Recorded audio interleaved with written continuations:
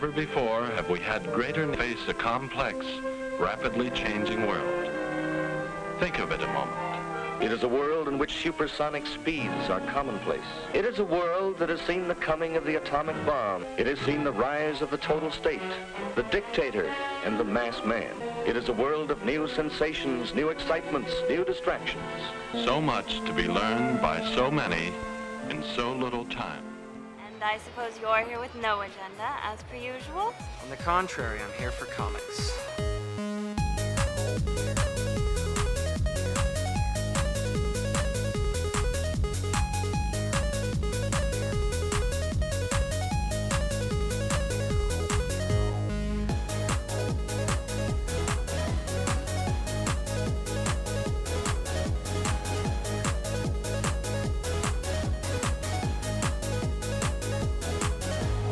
How's your comic book collection, Brody? Oh, it's going good, but I've been...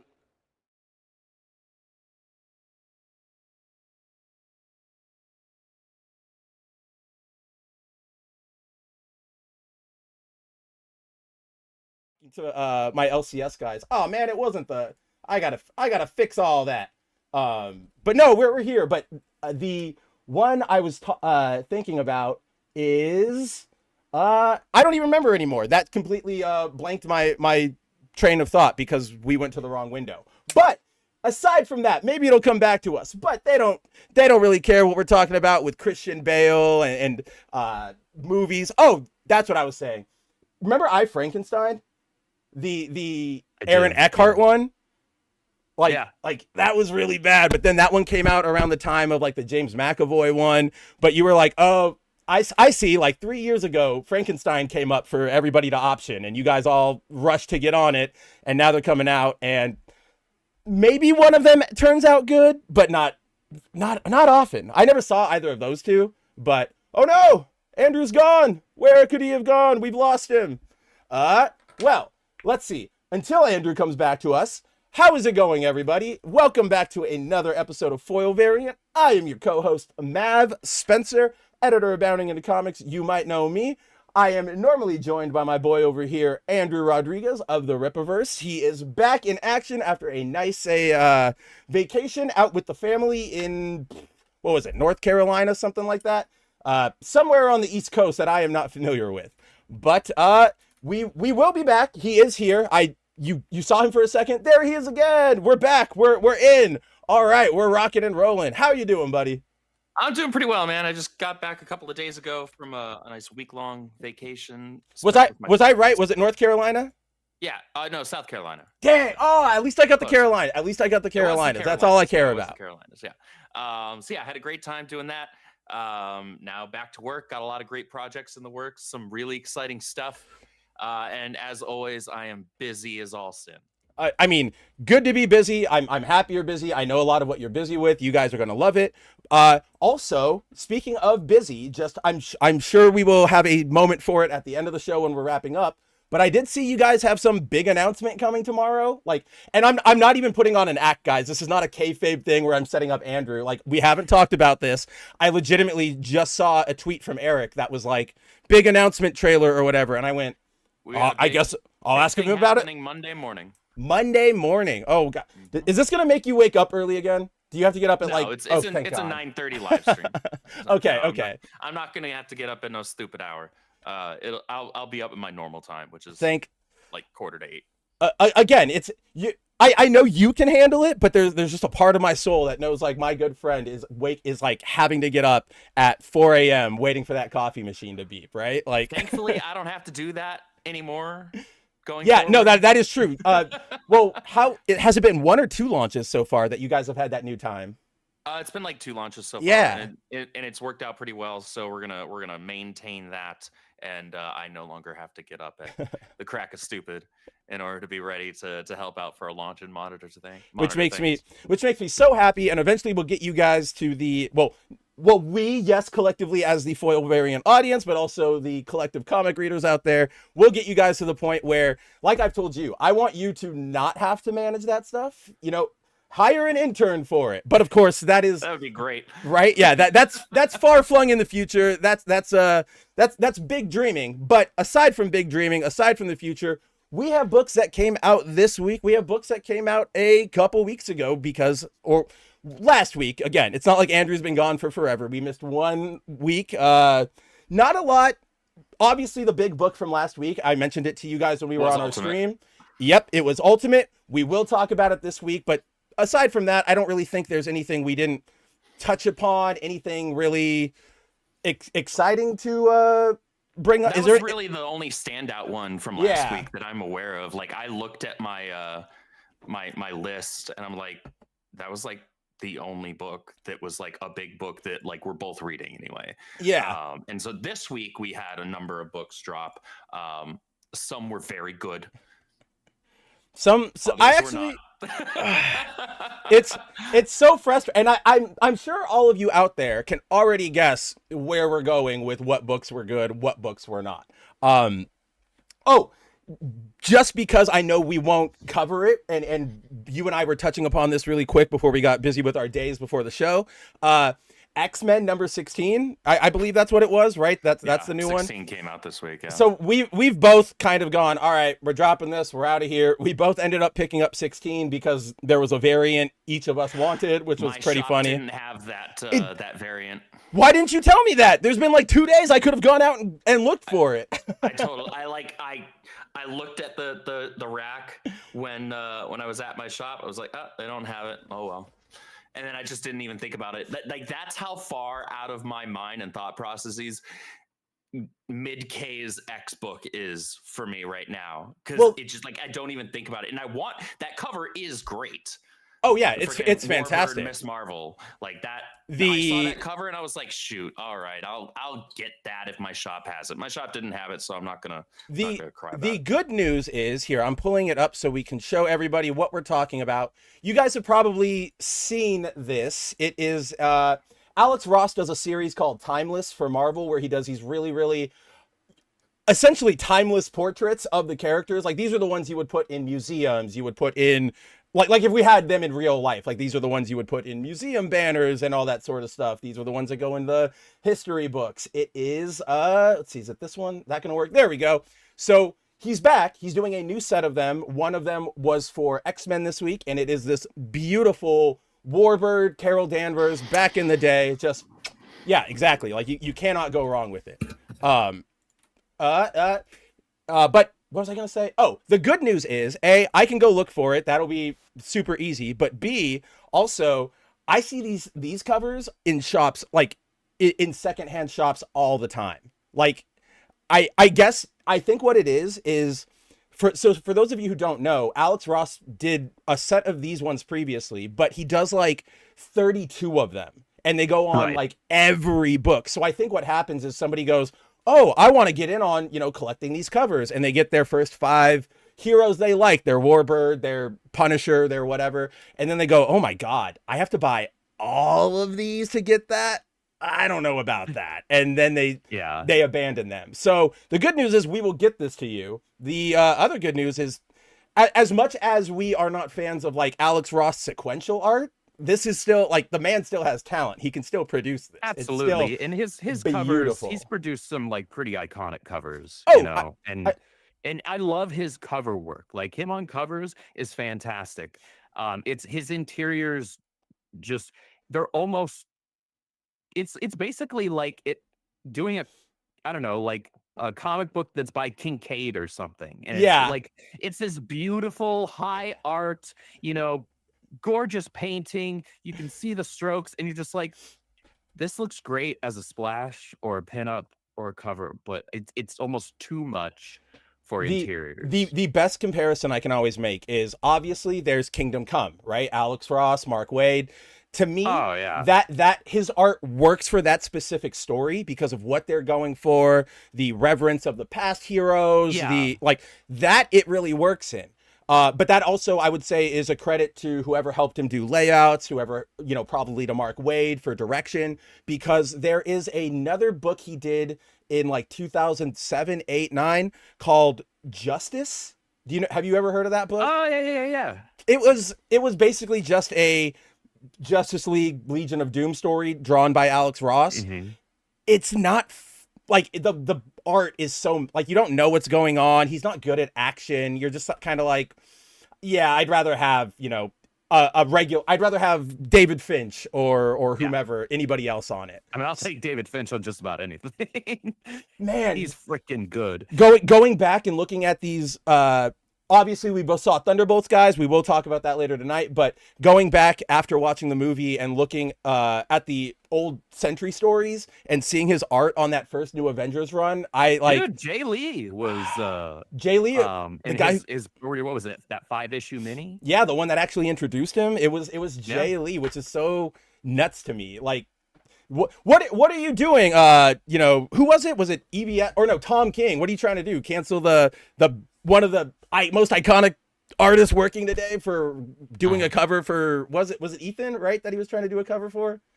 Yeah, which he did a frog cover. Yeah, that feels like ancient history. We don't need to. Oh, I could have zoomed in on that. Check that out. How's it going, Carol? Oh gosh, Carol. I miss this suit. Like, it's such just a even the whole Captain Marvel, Carol Danvers topic conversation aside, it's just a good suit, like a good superhero suit, man.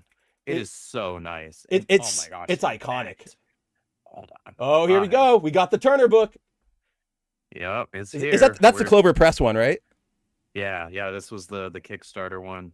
I can't wait to get my Jimenez one in. Oh my god. Okay, you were gone and I didn't want to bug you with my stupidity, but holy shit, man. I had a heart attack last week because the Kickstarter, oh yeah, we talked about it last week. I reminded you guys that it was closing, but the Jorge Jimenez art book Kickstarter, it closed last week. I got an email that was like, "Oh, by the way, your card didn't go through. You got to update your payment." Crap. Yeah, you have a week to do it. And I went, "Totally fine." I went in and I updated it. I didn't see any updates, but I was like, okay, that means we're good. And then I got an email from the Kickstarter campaign, and when I saw it show up on my phone, I went, oh, I had the pants crappingest moment. I went, oh my god, it didn't take. I'm gonna scream, but they were like, nope, you got it. So, oh, look at that Warbird. Is that from her from Brian Reed's run?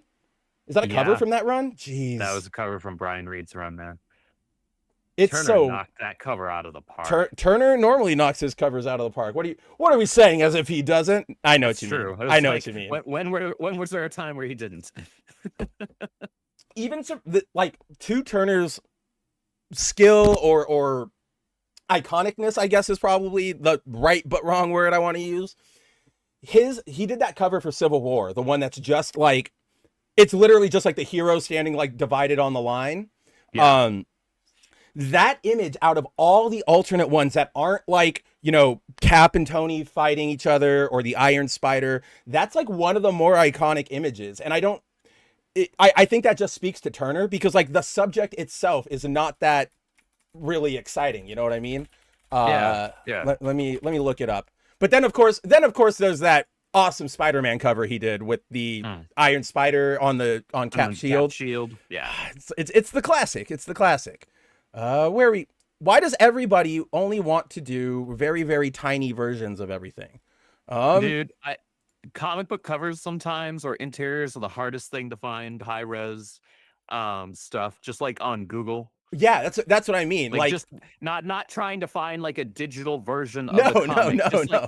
Give me the cover so I can make it my phone wallpaper. Exactly, right? And it's oh no, we're gonna give it to you in 400 by 700. Thanks, awesome. This is great.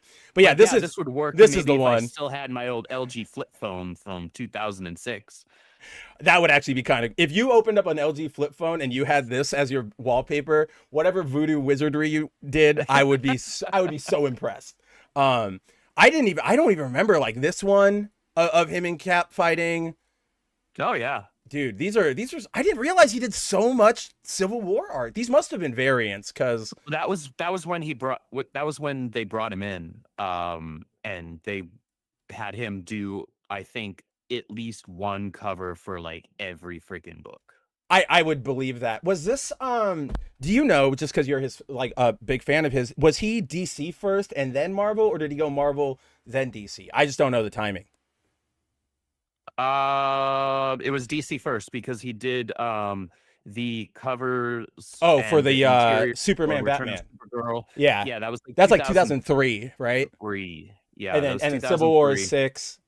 which was that was pre Final Crisis.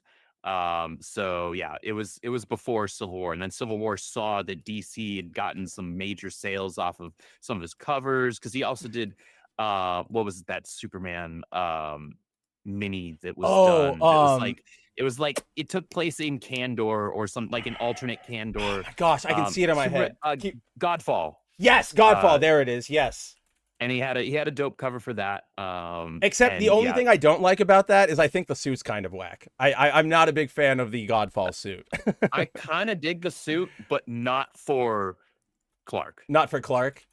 I can see that. Yeah, I can see that on like, if you like put it female style, that would actually not be bad for Kara. Or give it to Zod.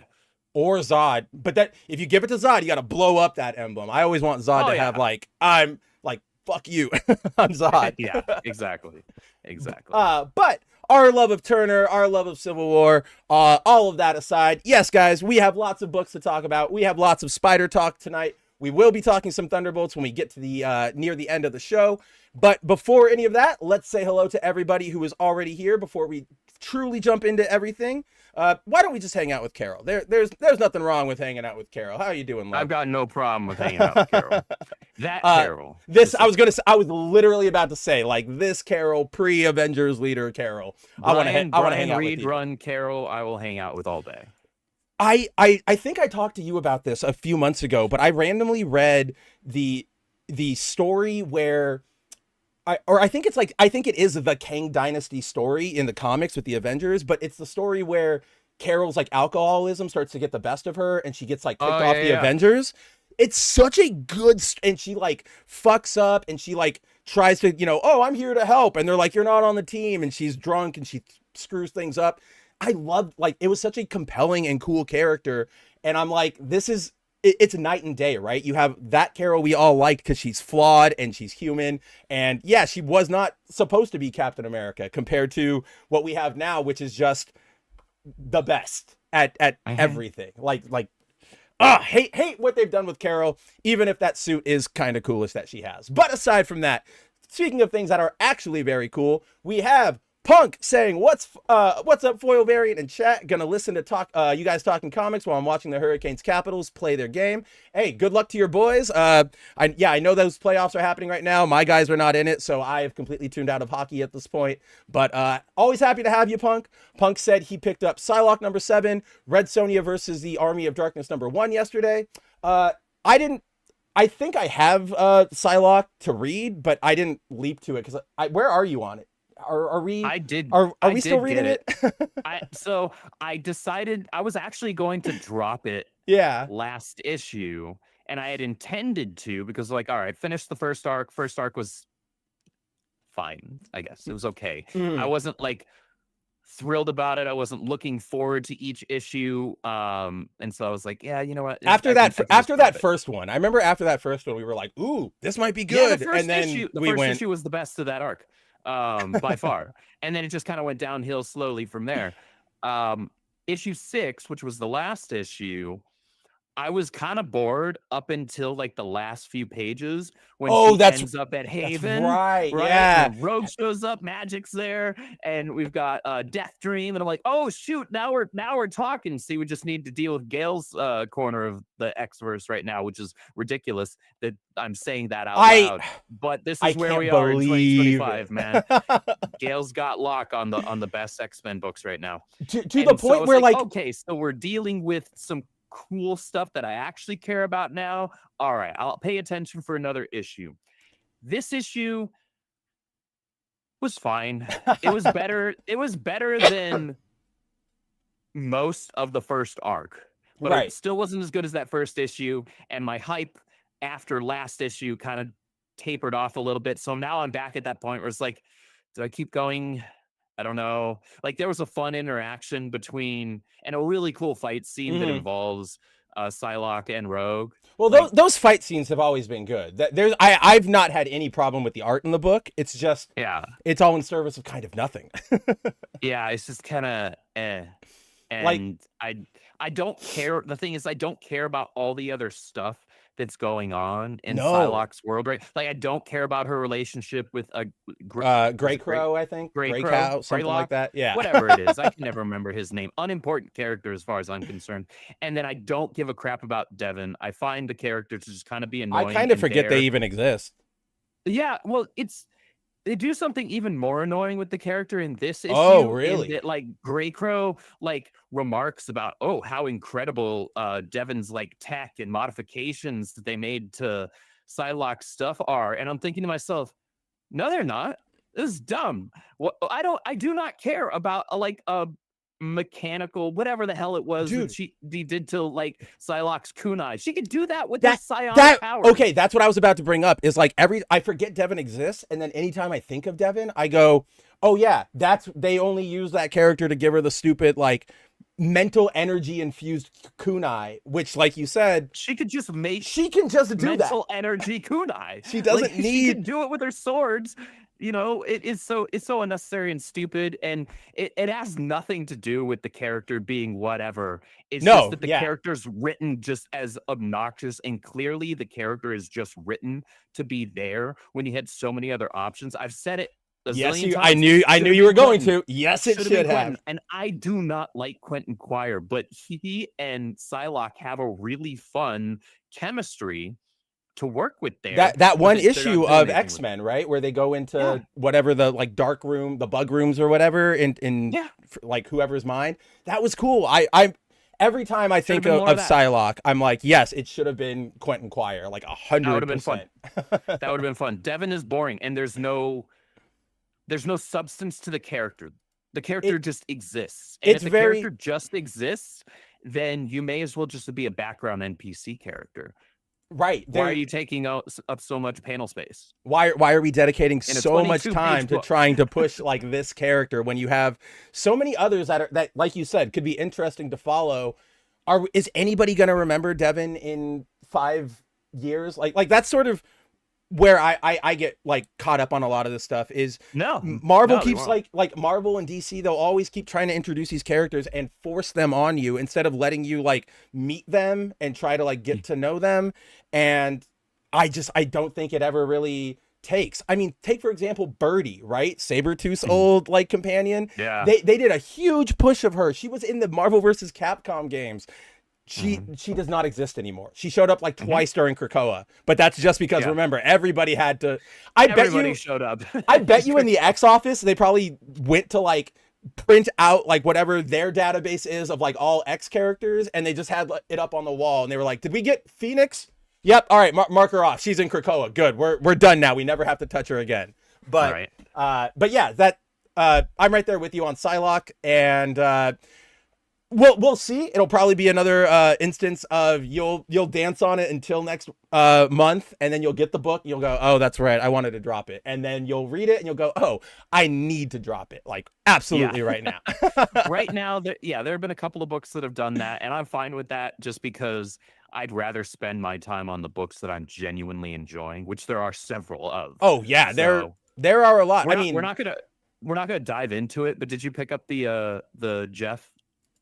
Of course I picked up the Jeff book. You kidding me? It's our boy Jeff.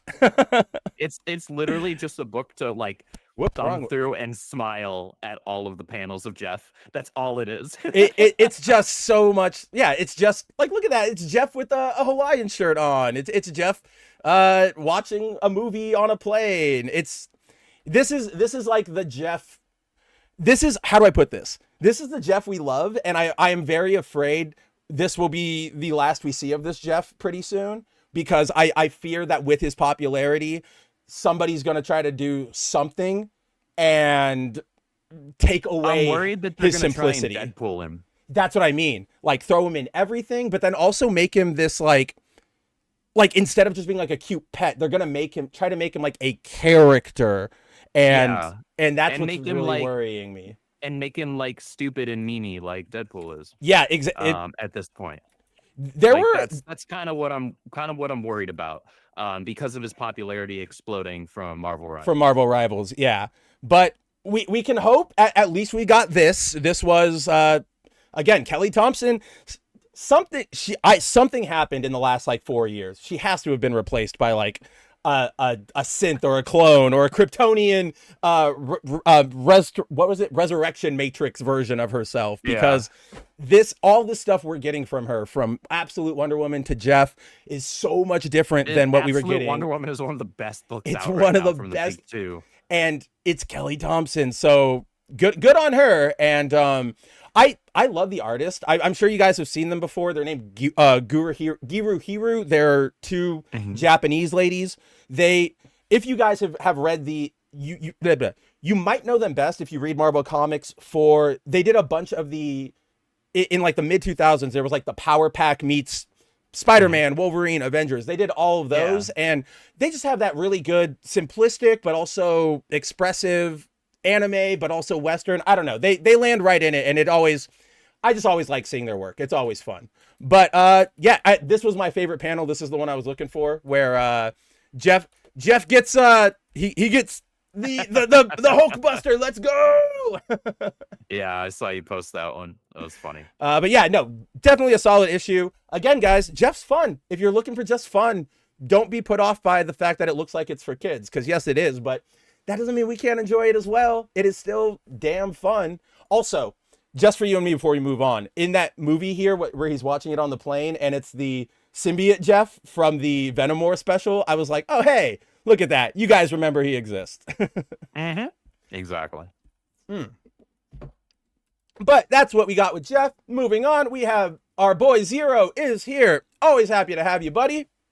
And thanks for doing a sound check for us. And whatever that connection issue was, it's clearly gone. Wolf is here. It's been steady. He looks great. He sounds great. And yeah, we're good. So thanks for being here. Both my audio and video were whacked out for a second there because I've been trying to utilize NVIDIA Broadcast's studio voice thing, which is why I sound so much more crisp these days. But sometimes it defaults to also activating the video portion of it. So I was super fuzzy here because it was trying to pull from like two different video sources, and it was like overtaxing my PC as well. And so I'm like, crap. I was wondering why, because when you cut out, it went to like an NVIDIA symbol, and I just went, okay, like he did something, but that makes more sense. But no, you're good now. We're all good. No worries on that end. We have Emily Kruger. What is going on? Hail to you, Emily. Hey, always a pleasure to have you. We have Clone Geek. What is going on, Clone Geek? Always a pleasure to have our #1 Brevoort fighter here in the chat with us. Clone Geek says, good thing the Venom MJ stuff isn't going to matter in 2 years.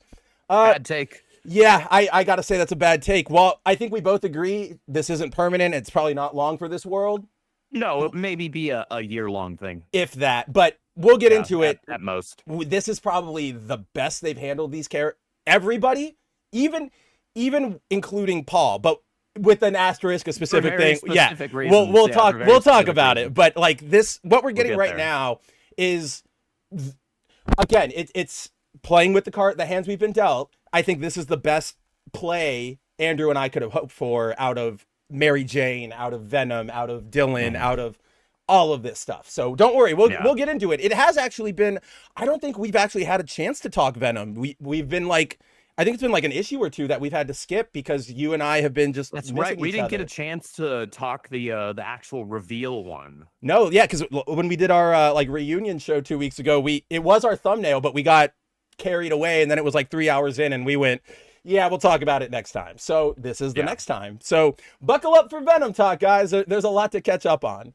But aside from that, we have Oki. Hey, Oki, what is going on? Andrew, you were not here last week, but Oki is a new viewer. He's a friend of Zero's, I guess. But he's welcome. Yeah, he's awesome. He's very engaged. Got a lot of good takes, a lot of good thoughts on comic books, and I'm happy to have you, my friend. I'm happy we could entertain you for a couple hours here. Chuck, what's going on? He says, how dare you, Mav? I love I Frankenstein. Blasphemy. Hey. You can like it. I have nothing wrong with liking that movie, but I think we all need to admit to ourselves when you say, I'm making a Frankenstein movie, and then your Frankenstein just has a face scar, and then he turns into Superman, Batman. We've gone a little off the rails. Just a tiny bit off the rails. There's a little bit of creative license being taken there. I always thought that movie should like, in some world, it always felt like that was a spin-off or a sequel or a whatever to Van Helsing, right? Like the Hugh Jackman one, which I really like that movie. I don't know why everybody hates it. I love that movie. Yes, it's fun. And it's got some great werewolf designs too. It does. It probably has like cinematically, it's got the best looking werewolf designs for me. I think I would 100% agree with that. Did you see the designs for that new, what is it, like the Dog Man or the Wolf Man or whatever, the one with Benicio? It's really bad. It really looks, you know those dogs when they do like the ugly dog competitions and they're like balding and like patchy haired and their like mouths are all messed up. They kind of went like that route. So he looks like Vermin, right, from Spider-Man, and it's so, but why? I know. I know. It's so, I don't know what they were doing with it. It was a very odd choice. Bad choice. Let's see. Yeah, we have Subhuman here. Always a pleasure to have you, Subhuman. Rip Michael Turner. Yeah, I was gonna ask that. Didn't he passed like right after he went to Marvel, didn't he? Like 2007, 2008? Like 2008. Yeah, that's such a it obviously it sounds so callous because I was gonna be like, it's such a bummer we didn't get more Marvel art out of him, and it's like, oh yeah, why isn't he alive to produce? But it's not even that. It's like, yes, we lost a talent, and I would have loved to have seen much more stuff coming out of him, much more. Yeah, it was taken from the industry far too soon. Taken from life far too soon. But yes, always happy to have you, Subhuman. Let's see. Oh yeah, Free Comic Book Saturday or Free Comic Book Day was on Saturday. I know you were out. Did you happen to read anything, pick up anything at your shop, anything like that?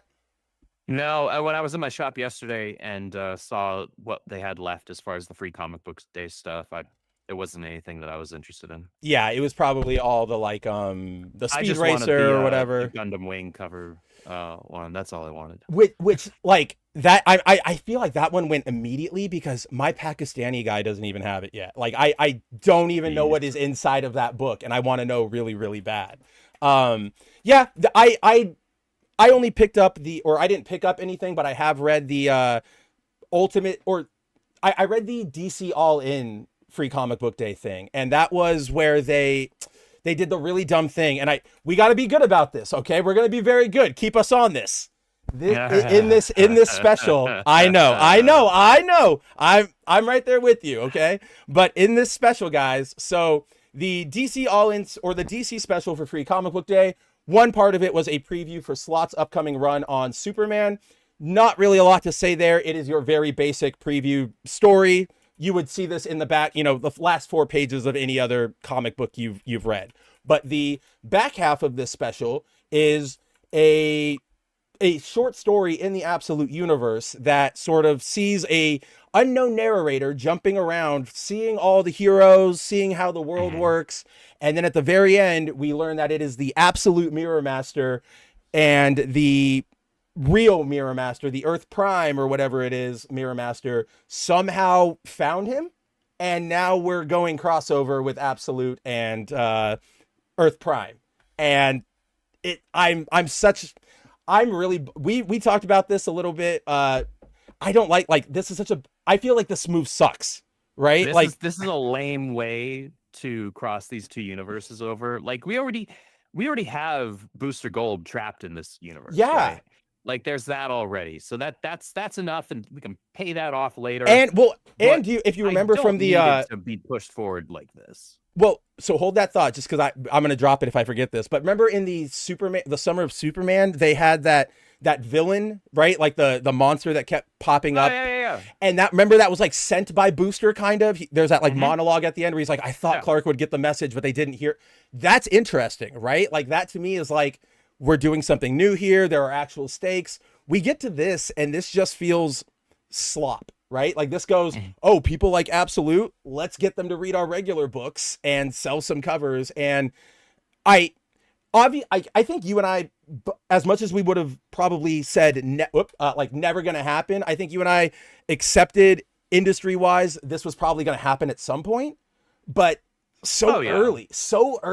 Like I think I told you. Well, Marvel's making the same mistake. Exactly. With the incursion thing. Yeah, right? Like they can't just leave well enough alone and let a good thing be a good thing on its own and be separate from their thing that should be a good thing, but they've, demolished. Man, dude, I realized the parallel even harder here. Like you've got the ultimate incursion surrounding like Spider-Man or Spider-Men, Spider-Mans, whatever you want to call them. And the main Spider-Man book at Marvel is terrible right now. This crossover is going to revolve around the Flashes, and the main Flash book right now is terrible. So weird coincidence there.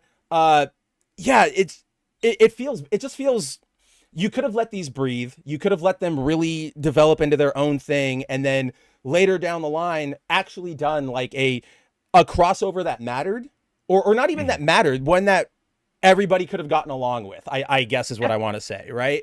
And found interesting and fun. Because I'm also worried here, because you and I talk about this sometimes.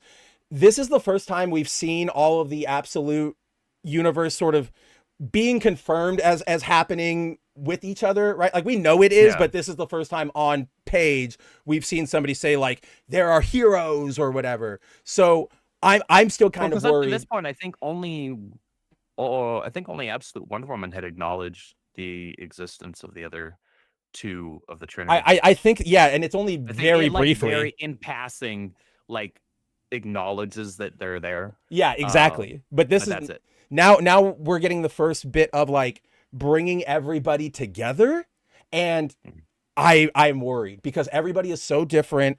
If you bring them together, you need to put like you need to put your A game on whenever you bring them together. I mean, go rehire Grant Morrison, go rehire like Jeff Johns. Like you got to go get these people, because there's no way you can just, hey, everybody's here. This one, it's going to be embarrassing. But yeah, we're not going to spend a million years on it. I think that's essentially what we wanted to say. But I saw a preview for the Ultimate Incursion crossover, and that's the one, guys, for those who don't remember. Miles Morales is going into the Ultimate 6160 to rescue his baby sister, because the previews were saying she finds her way back, blah, blah, blah, blah, blah. The preview page reveals how it happens. Remember the business card the Maker gives Miles, and he chucks it?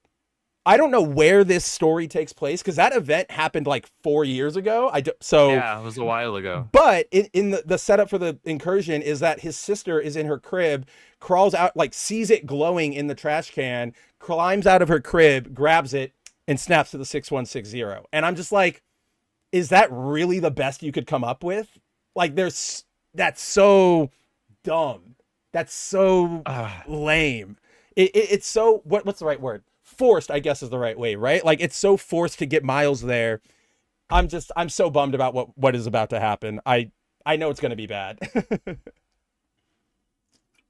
That's stupid. Yeah, no, welcome I'm to... I'm not a fan. I'm not here for it.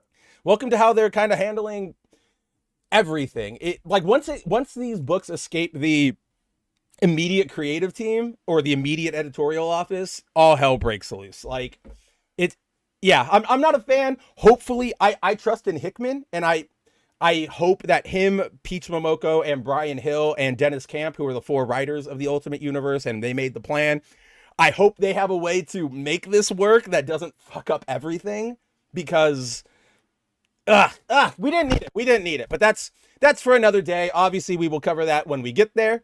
But let's see. Yeah, Clone Geek. Yeah, I was talking about the Wolfman movie from earlier this year, the one that bombed. It was a really bad. It was just a bad design. It was not great. Let's see. Anything? Yes, Oki. I 100% agree. By the way, anything drawn by Gurahiru is bound to be fun, including a baby shark hanging out with a nerd Hulk. Oh, they just have one of those styles that is very smile-inducing. I always am happy when I look at their art. It's kind of like those. I always forget the artist's name, but the dude that does the sometimes does the chibi variant covers for Marvel. Scotty Young.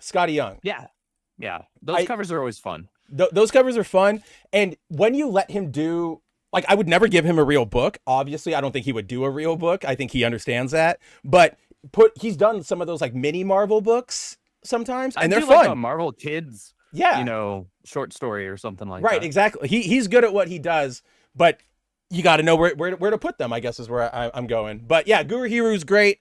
I'm always glad to see them getting work. Never forget the hilarity that was when they released the trade for the Unbeatable Squirrel Girl, that first volume, the really ugly looking Erica Henderson one. They released it in Japan with a Gurahiru cover, and everybody went, "Oh, great!" And they picked it up, and then like I saw, and then they opened it. Oh, Japanese Twitter was mad. God. They were mad. It was a week. It was one of those moments where it's like, through hatred, unity.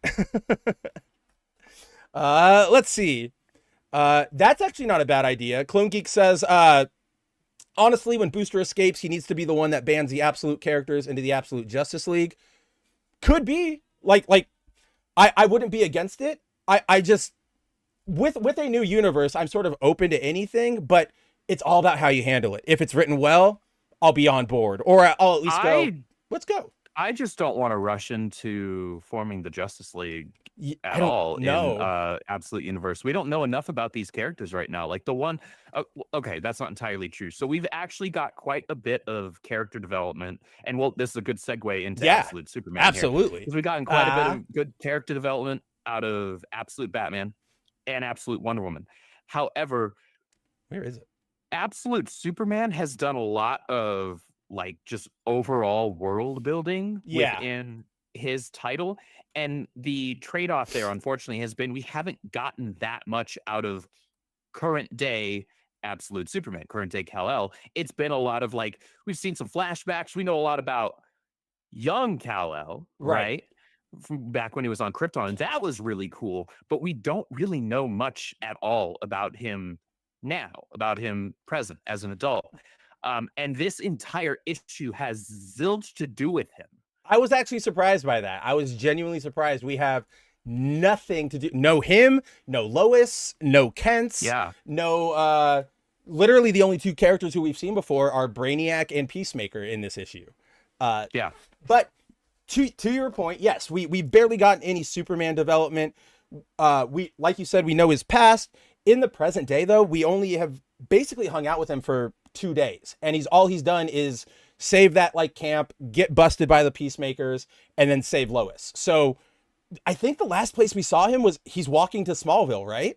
Is that's the last time we saw him, where he's like, I need to like check back in or whatever, and it's that shot of him walking on the road with the cape. In terms of like present day, present day, Last issue was the big kind of like flashback issue of him as, him having just landed on Earth.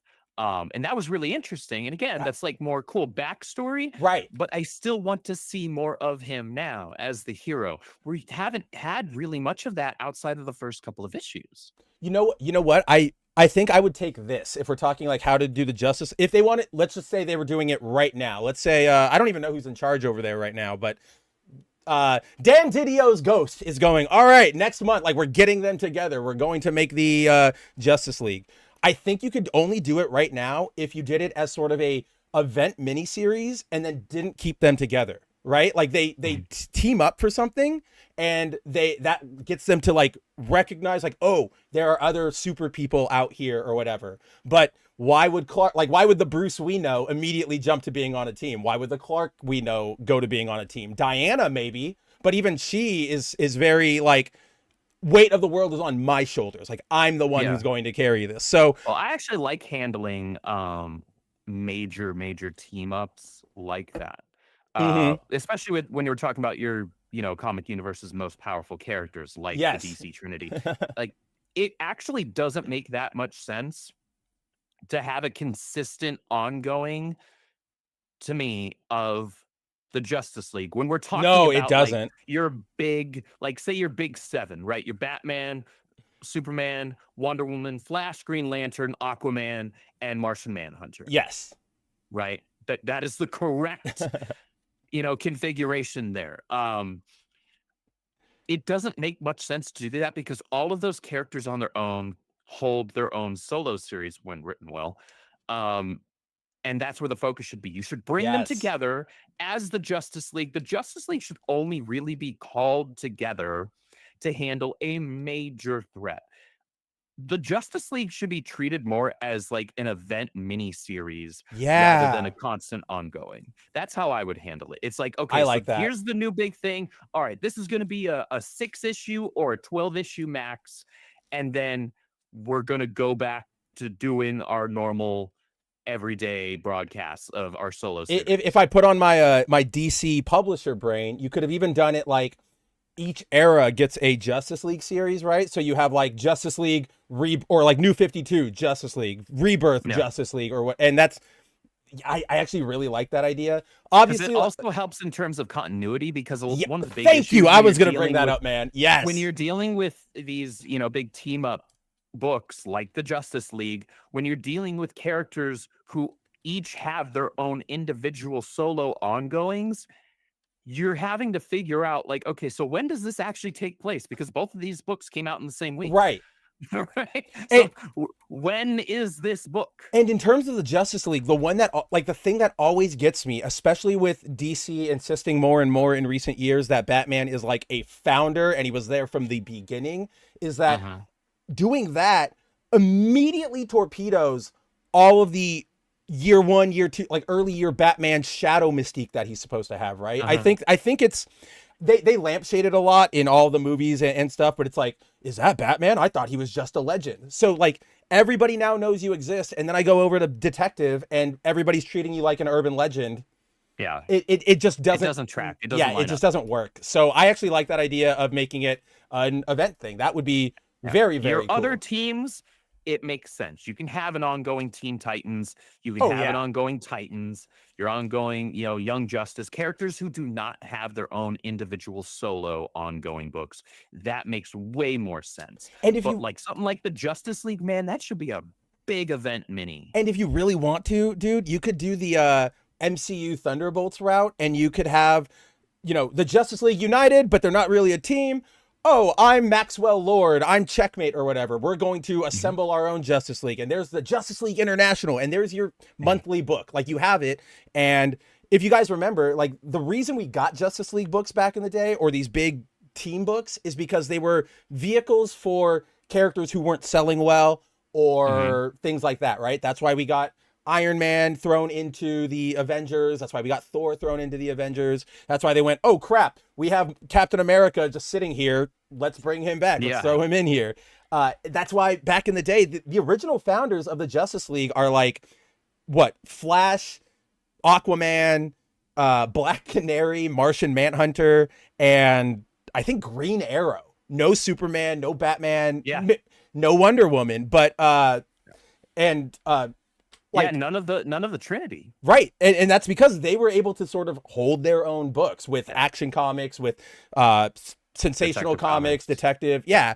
And so you threw all the B-listers, C-listers in there. There you go. You get a book, then you spin them out, then you get them popular, yada, yada, yada. So I actually really like that method. Unfortunately, we will never, ever get that because too many people will see the name Justice League and go, yay, Justice League book. I want in on this.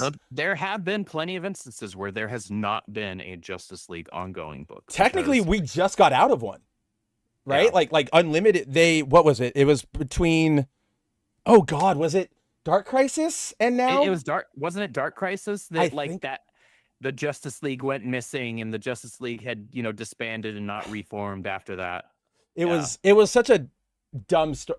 I don't even remember what the reasoning was. It was all dumb. It's all messy. The reasoning. Oh yeah, exactly. But aside from wonky reasons and editorial decisions, let's get into something that's a little more clear-cut when it comes to DC Comics. Let's get into this Absolute Superman issue. So, as you guys remember, as we just went over, the last couple issues, we've explored Clark's backstory on Krypton. We've explored his backstory coming to Earth, hanging out with the Kents. Okay, I say hanging out, but really like coming in, changing their lives, opening up the skies for them literally and figuratively, if you will. Even if his arrival did turn Pa Kent Chinese, it's okay. It happens. It's the absolute universe. And that's just a joke, guys. It's a in-joke between us. There is a panel or a couple panels in the last issue where Pa Kent just looks super Chinese. But now, in keeping with the world building that Andrew was talking about, we finally get our first issue where we're delving into the actual villain or at least actually, I have to correct myself on that one. The sub-villain, or like if there's 3 tiers of villain, with the first one being the Peacekeepers, then there's Braniac, then there's Vandal Savage. So right now, We're on Braniac, where we're finally getting to see this middleman guy here. And no, it's Raish. Or, oh my gosh, did I say Vandal? Yeah, it's Raish. Yeah, you said Vandal. Yeah, you said I Vandal. think I told you this specifically, but that art of him in that last issue where he is like coming out of the, let's see, I think I can find it really quick, where he's coming out of the Lazarus pit, and they're like, this is Ra's al Ghul. He looked pretty Vandal Savage in that, Yeah, that's what always throws me off. Here it is. I can show you guys what I'm talking about as soon as it, oh, there we go. Go, scroll, go. Yeah, that shot right there. I'm like, that gives me way more like Vandal Savage. Yeah, way more Vandal Savage. Obviously, he'll probably do his hair up and you know, get groomed and be Ra's. But when you have, I think that's the difference, right? Like unkempt caveman, Vandal. Really nice, like meticulously groomed, Ra's. There you go. That's how you can separate your species. There's the difference. But going back to this week's issue with our Braniac. So yeah, we, that's just the preview page, but we open this issue basically with a group of Omega men. I feel like we might have seen them before in something, or no, wait. I think they were name dropped. I think, or maybe they're related to the, like the Legion, right? Because I know the Legion has like the big Omegas on them, but then again, this is Darkseid's world, so I feel like everything's gonna have an Omega on it, right? Yeah.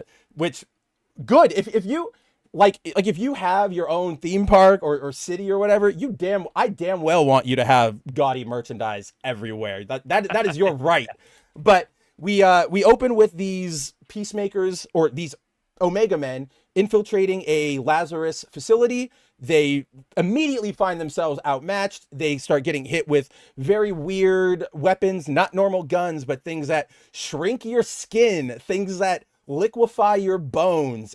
That one was actually like really freaking gnarly, man. Like the dude right down there in that bottom panel, like he's vomiting out his his skeletal structure, and I was like, oh my god. Like earlier, I was not ready for that. Earlier this week, I had one of those like moments where like I went to the gym, and for whatever reason, I had one of those like weird gas moments where like I had to throw up, and so I read this and I thought back to that, and I was like, that was a shitty moment, and I knew it was temporary, and I knew like what the cause was. I can't imagine like vomiting your bones up. It's just, oh my god, man. It's one of those. This is where Jason Aaron works sometimes, right? His weird over the topness sometimes pays off like this.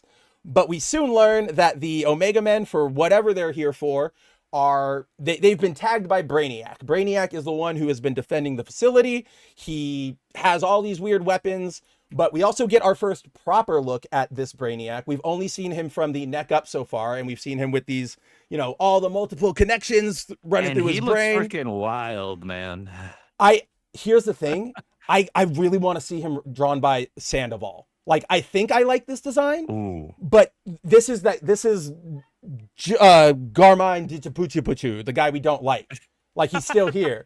So it's cool, and I like this design, but I feel like once we get Sandoval on this, it's going to be even coming back.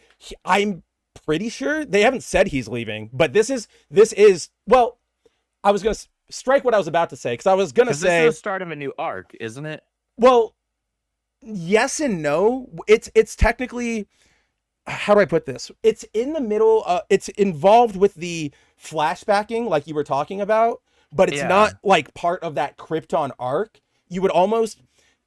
This is only just I'll explain myself, but you can essentially look at this as like filler, where it's like, not that this doesn't matter, because it does, and it all is good and it's important, but this is sort of here to connect the next big plot point. And I was going to say, oh wow, is this the first time we've seen back-to-back guest artists? That's worrying. But we did see it with Wonder Woman, with her most recent arc, with that. Yeah, except for the guest artist on Wonder Woman is really good. I know. It's not Garmai Jijibutu. Maybe the new Pope. The new Pope. For absolute Wonder Woman to stay. Huh? Oh yeah, I wish he would stay. What? Mike Calkins is watching Andrew's favorite Spider-Man. He's watching. He's giving me grief right now. He's rewatching Homecoming. Oh god, I was trying to, no, I'm on Mike's side because I was trying to think of like which one to swing at you with, but then I was like, he actually does kind of like all of them, and Spider-Man 3 is too hack. That's too hack. Man, yeah, I'm gonna drive Homecoming, to Connecticut and hit you right now, Mike.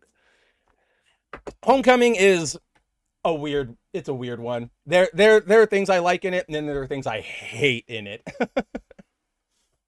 But yes, back to something that I am actually more positive on. I think you are as well. It was a good issue, yeah. Yeah, so we as we delve into it, we learn the framing device here is that Braniac is in this facility, he's running an experiment, and he has the Peacemaker, like Christopher Plummer Peacemaker, because they're all Peacemakers, like that's the rank or whatever you would, but this is the absolute version of the real Peacemaker, if you will, like the one from Earth Prime, all that fun stuff. So we have Brainiac's what he's how do I put this without like shot by shot doing this? So what Braniac is doing is he's opened up Peacemaker to use his like bioelectric connections or whatever, just, you know, normal human signals to reach out to the Council of Brainiacs, because he is just looking for any information on Superman. He cannot find any records of Krypton, all of this information, nothing doing. So he's like, all right, it's time to reach out for help. But before he does that, we learn that this Braniac, like all Brainiacs pretty much, is a clone, right? Yeah. He's one of hundreds of thousands that Braniac just makes to do whatever job he happens to need, right? Oh, I need somebody to go walk the dog. Brainiac 5 million, go take care of Fido. Please go, or go take care of Sparky. Go take care of Sparky. Yeah. All right? Yes, Sparky, yes. So, different universe, but okay. Why not? Still counts. The universal good Sparky dog. Still needs walkies. The multiversal good dog. He's gonna show up in the crossover.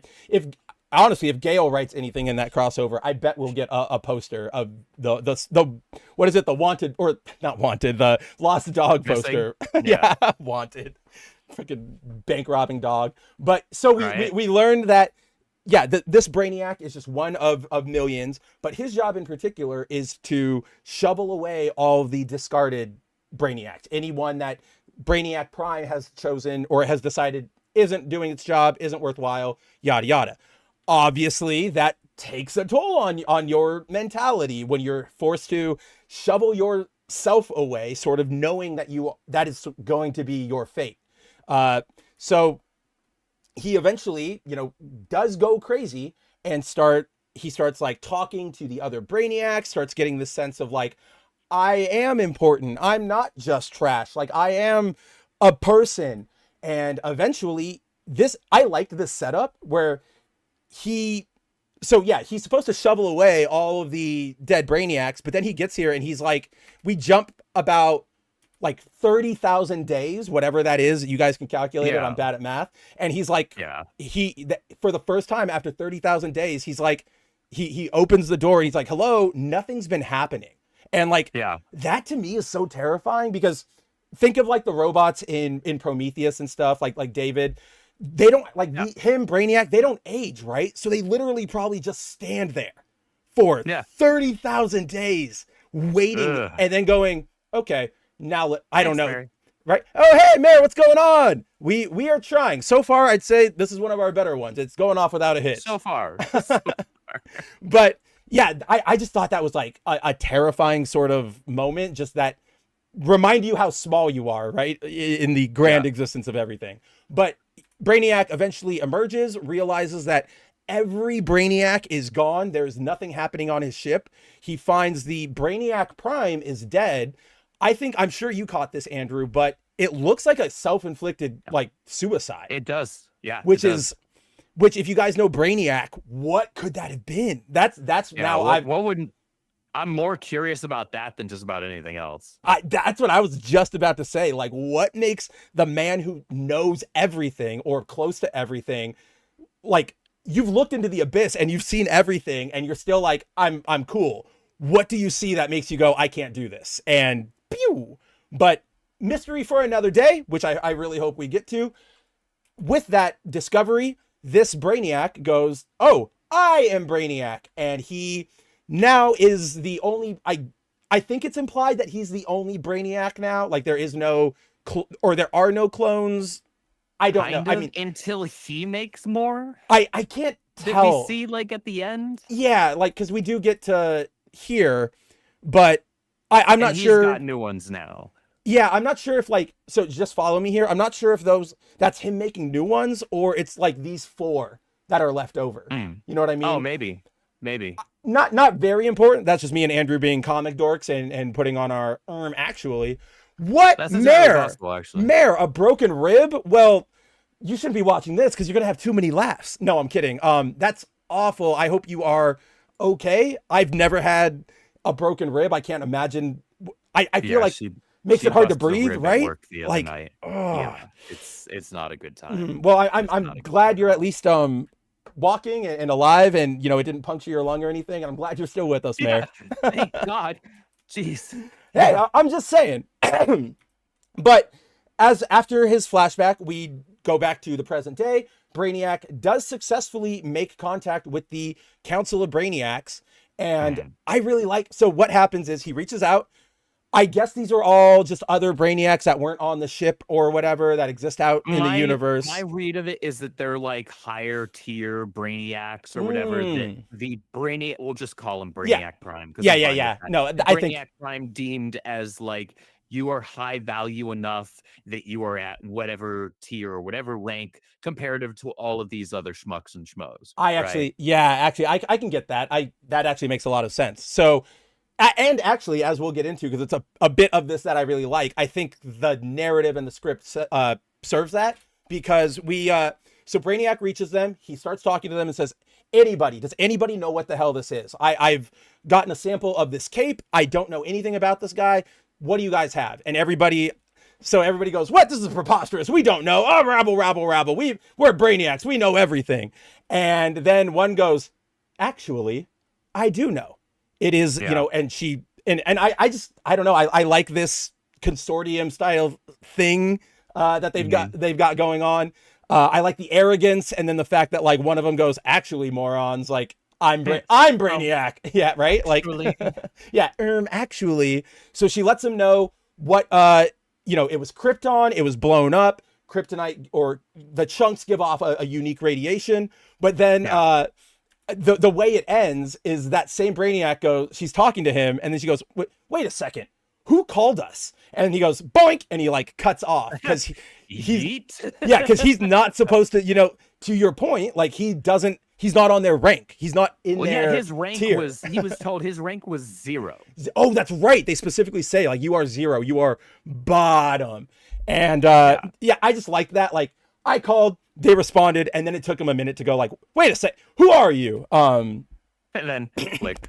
And then click. Yeah. Not even a taunt, just like immediately like, oh, they're on to me. I gotta go. Yeah.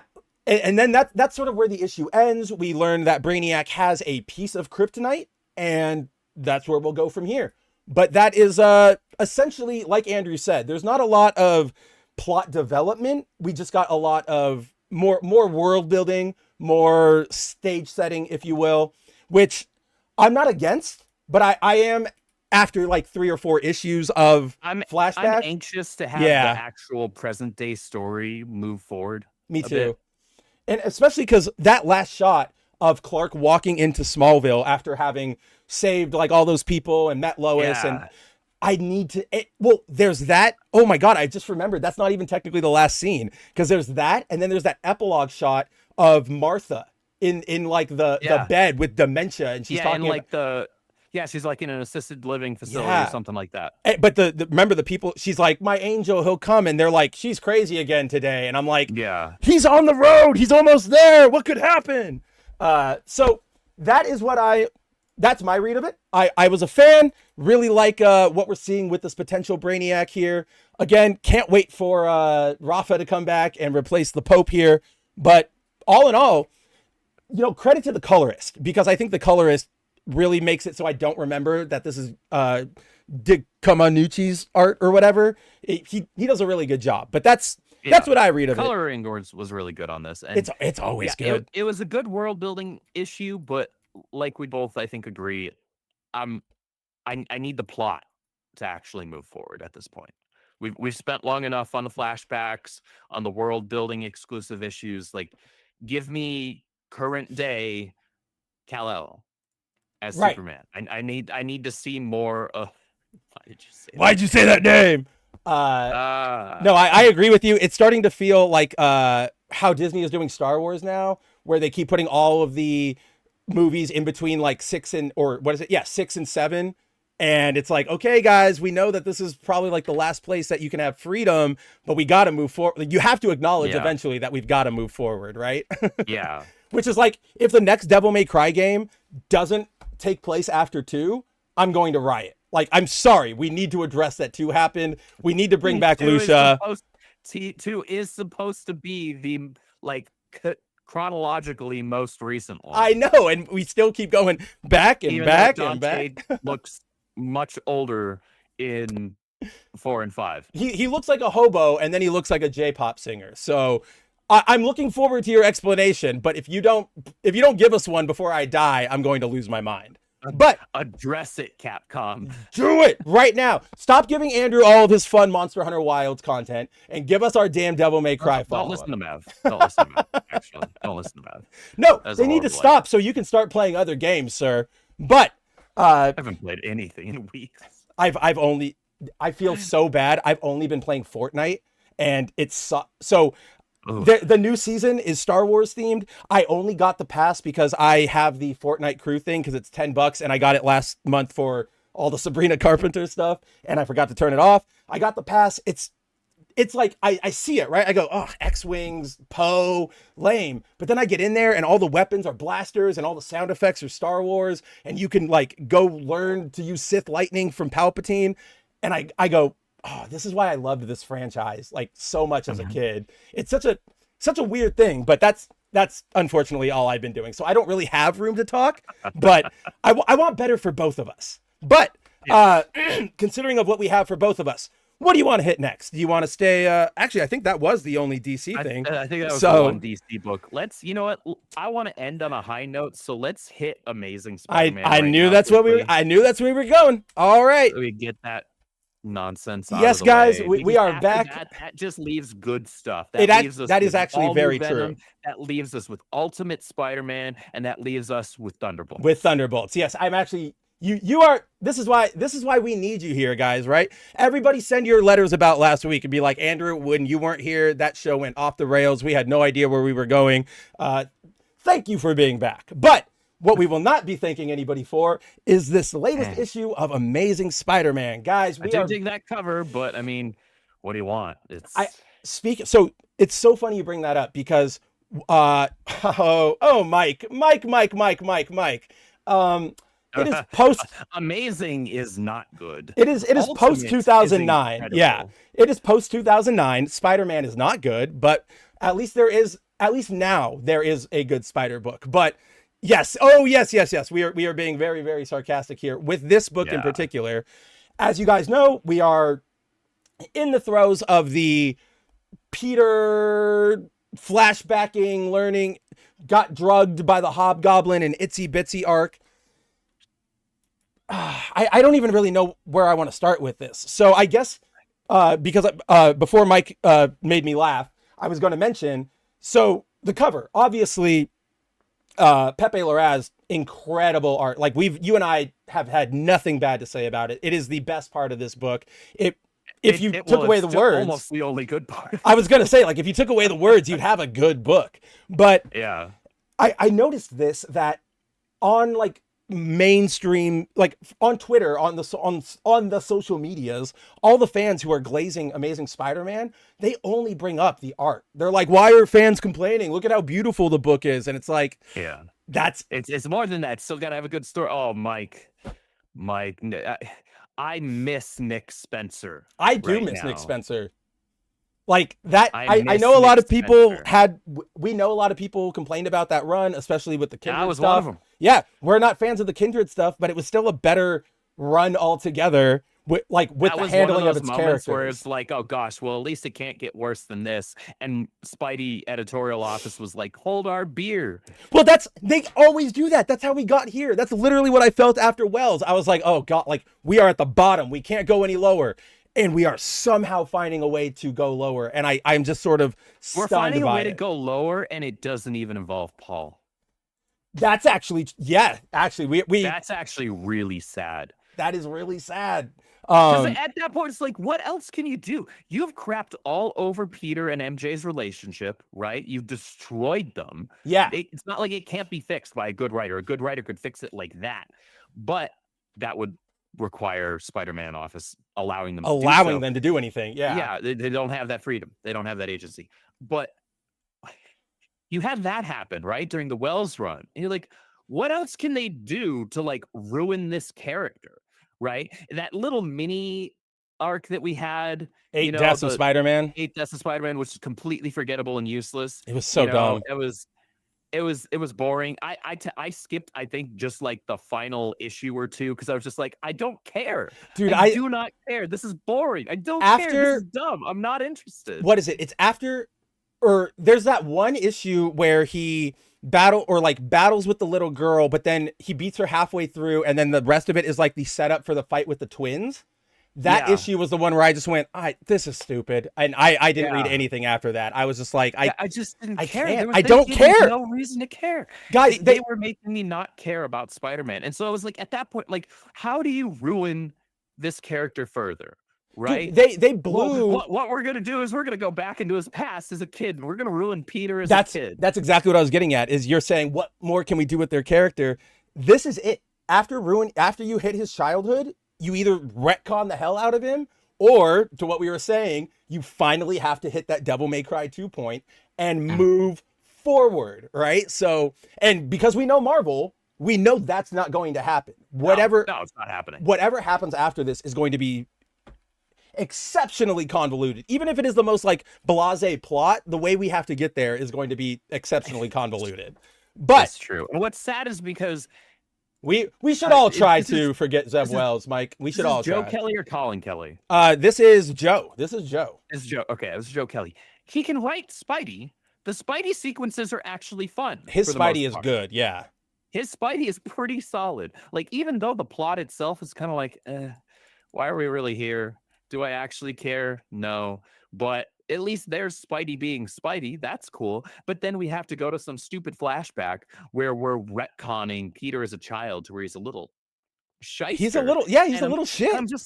I'm like, what are we doing here? And it's so frustrating. I want to be clear because people do rewrite history a lot and pretend like Peter was a completely buttoned up, super sweet kid all the time. No, Peter, like when he was introduced, was actually kind of a jackass, right? And he was actually kind of selfish. But there's a difference between that and being an all-out like hoodlum, like, and especially when he's a little kid. Like we're going further back before his teenage years. We're talking little kid Peter here, 9-10 years old, and it's like, dude, what are we doing here? Well, like, last week you brought this up and like it really stuck with me, or I guess stuck with me. I remembered it. I was on your side, blah, blah, blah. But, you know, Peter doing the things like, you're not my parents, or, you know, I hate you guys. Like, that is something, it seems off kilter for Peter, but as like, we know kids will lash out like that, especially kids in those situations. Yes. That's normal, most right? Sense in a teenage year. And that's why, like, there are moments here that feel like that, but then they go too far, right? Like him stealing Uncle Ben's jacket, I can maybe see that, but then because he's going to go out to hang out with friends and he says, oh, is this communist Russia? That's me again, right? Like that was me as a child. Yeah. That shouldn't be Peter. And it That's just not feels Pete. Yeah.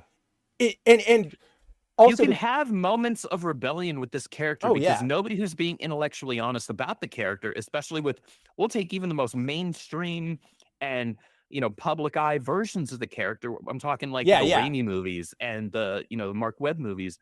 You know, you had Tobey Maguire Peter yelling at Uncle Ben, you know, stop pretending to be my father, right? Right. And you had a similar type of scene between Andrew Garfield and you know, and it's like, we know that characters can get emotional and have a reaction. That's a thing. Well, like, but also the scene that you always take things into context. Right.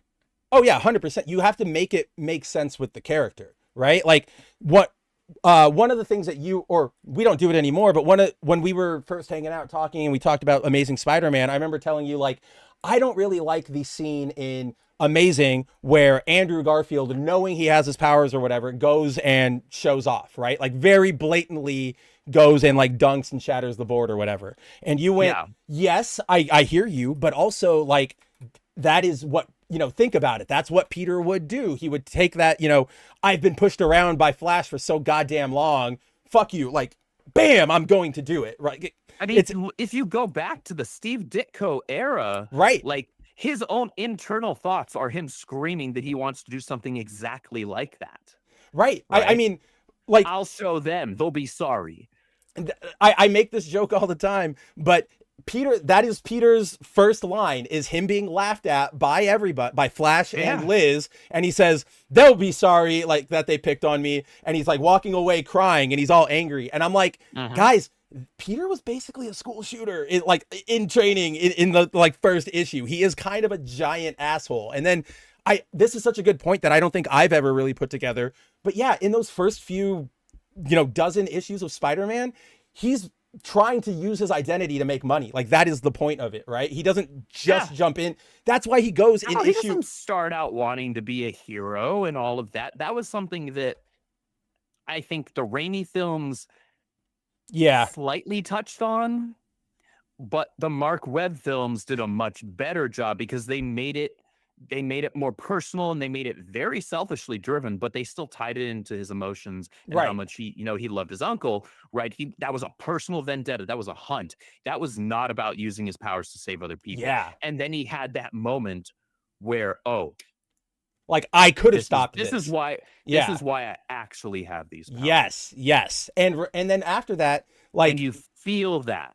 And he learns to understand, like, oh, I need to do good with this, but he is still in that mentality, like Mike points out, for the first couple issues, because Aunt May is still poor. They still need money. So he's still focused on like, okay, I'll help people, but I want to get paid for it. And like, that's why he goes in Spider-Man #1. That's why he goes to the Fantastic Four. Because he's like, you guys got a job? And they're like, not really. And he goes, well, nuts to you.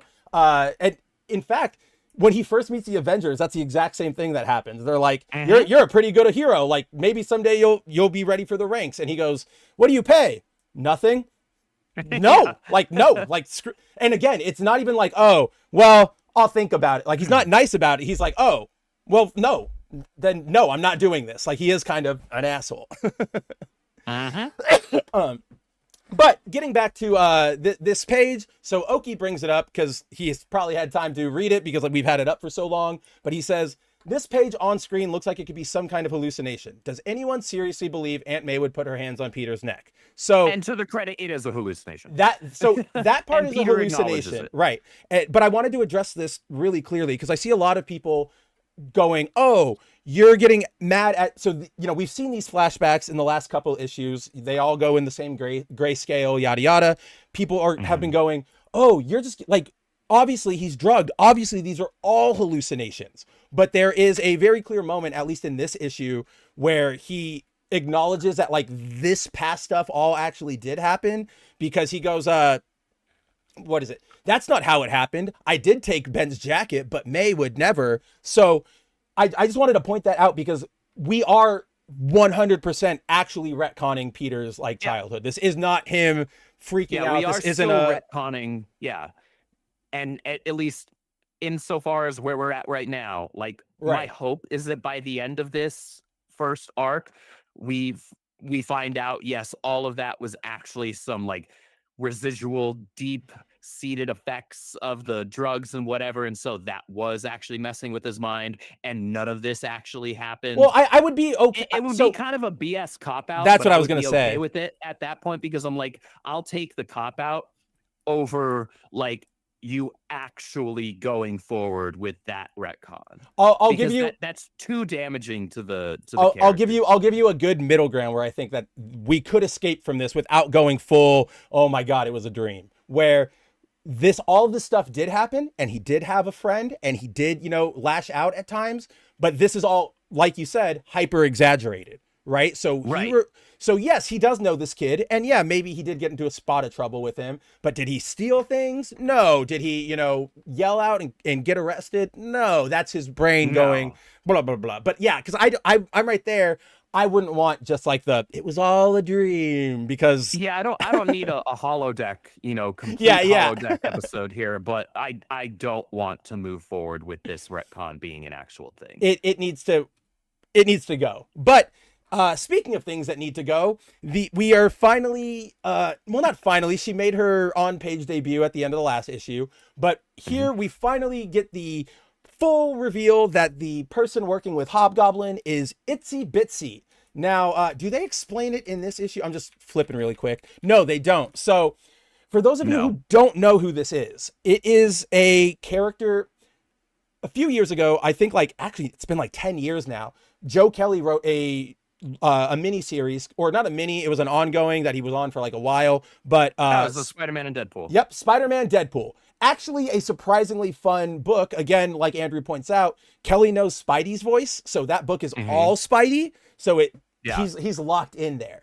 But this character was created in that book, and she is essentially, she was a person who got a blood transfusion from both Deadpool, or not a blood transfusion, sorry, like a DNA rewrite from Spider-Man and Deadpool. So she has both of their powers, and at the end, she only appeared for 3 issues during that run, and then never again. The run did end with you'll see me again, and she was a little larva or whatever, and she's like, I'll be back. And then she was gone for 10 years. Until now. And so she should have kind of stayed gone, because this is one of those, it feels too wacky. This feels like an X-Men plot, right? This doesn't feel so I'm of two minds with hit me this there. Yeah, hit right me now. So I'm kind of with you, but at the same time, reading between the lines for me, and maybe this is hopeful optimism, and therefore I'm supplanting things that I'm hoping Joe Kelly is feeling and thinking in his mind, because it's not unlike Marvel editorial or DC editorial to kind of railroad their writers and say, okay, this is the story we want you to tell. Here's an outline. Now write the script, type of a thing. And then they'll approve or not approve certain tweaks and things that the writer will put in here and there.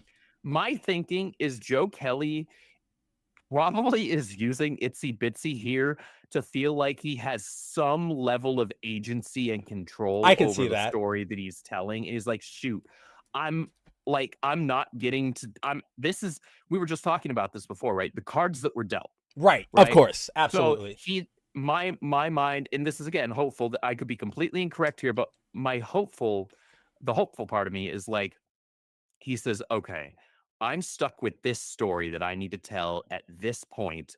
What can I do that actually makes me feel like I have some level of agency as a writer, as a creator here, and still get to have some fun? He's clearly having fun when he's writing Spidey, right? You can tell, you can read it. But then, he's like, what else can I actually do? Because I'm having to deal with all this other crap that Spider Office is making telling me with, right? Yeah. Mandating essentially that I have to put up with and work around. Okay, I'm going to bring in Itsy Bitsy. I'm going to give them a real quick pitch of how I'm going to implement the character into the story and current continuity that they want me to mess around with. And that's going to be that. And honestly, that makes sense to me, because creators who do create an original character for a story do usually want to go back to that character at some point and utilize. I mean, right? Zeb, that's the whole Paul, his dad, the Way Up villain from that last run. That was a villain Wells made 10 years ago, and he brought back. I'm not against. So let me clarify, because I'm not against that, and I really do. I like that. I understand that, and I actually didn't think about that. And good on you, Kelly. Do whatever you need to do to have any agency. It's more just the concept of the character is very, very weird to me, right?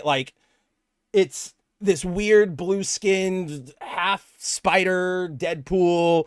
It feels like fan fiction, and it just feels, I don't know, out of left field, I guess, for me. But that's really just a weird criticism on that one. But so from there, yeah, we learn that Itsy Bitsy is the one that has been poisoning him, poisoned Rhino. We get a pretty, again, it's Pepe Larraz. The art is incredible. So the fight The art's fantastic throughout the whole issue. The art's dynamic. The art looks beautiful. Nothing to complain. Like this shot right here, I really like, of Itsy Bitsy dodging like ring lasers. Very, very cool. You've also got like the anime style, like speed punching in that panel 4, I guess we can technically call it. Absolutely love it. So good, Pepe.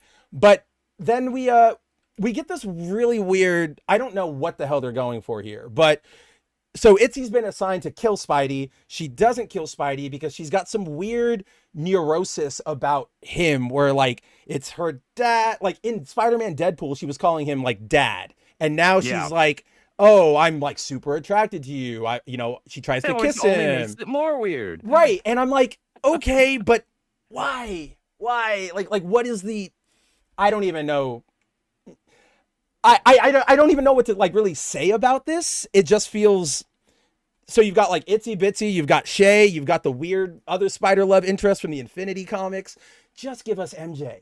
I don't know what you guys are doing. They're like throwing everything at the wall right now, and it's insulting at this point because not only do Spider-Man fans already know that they want and need and should rightfully have Peter and MJ, but we already have Peter and MJ over in Ultimate, and it's being done beautifully. So right? well. And so we're like, all we have to do is just point over there, like, hey guys, hey. It's okay to take some notes. It takes some notes from over there. Take notes. Just take notes, man.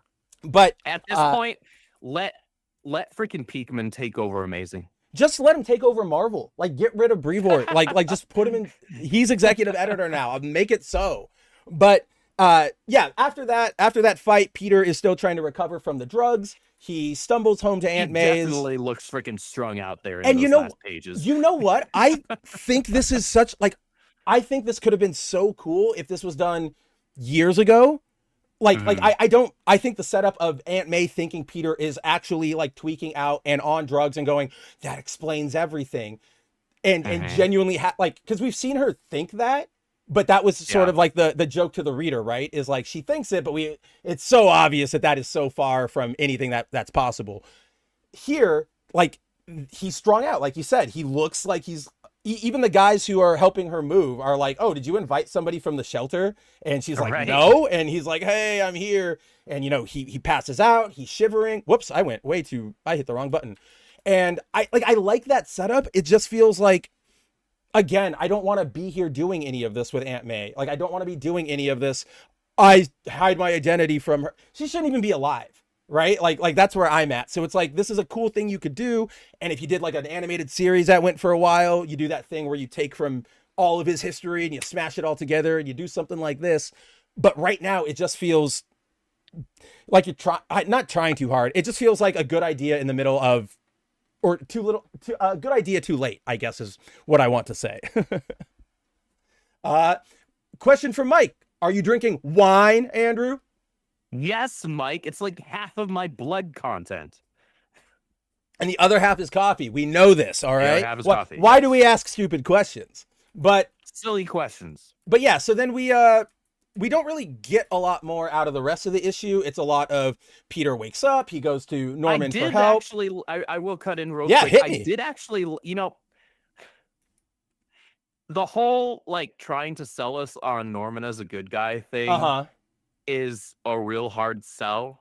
But there have been a couple of interactions between Peter and Norman in this series so far that I'm kind of like, that's kind of a fun interaction, because especially if you're somebody like us, you, myself, Mike, as well as a longtime Spider-Man fan, like understanding the context behind and the history behind these characters, right? And the relationships to one another, and knowing who Peter is, and Peter being someone who does actually want to forgive and he does want to believe in the best in people, like he would actually try to make, if he believed Norman to be sincere, right? If he saw sincerity there, he would do his best to be sincere in return, right? Absolutely. And so when you have those two meeting there, there's like really interesting chemistry and writing that you can do. And Joe Kelly, to his credit, is doing some of that. It's just like all the other stuff that's going on with Peter,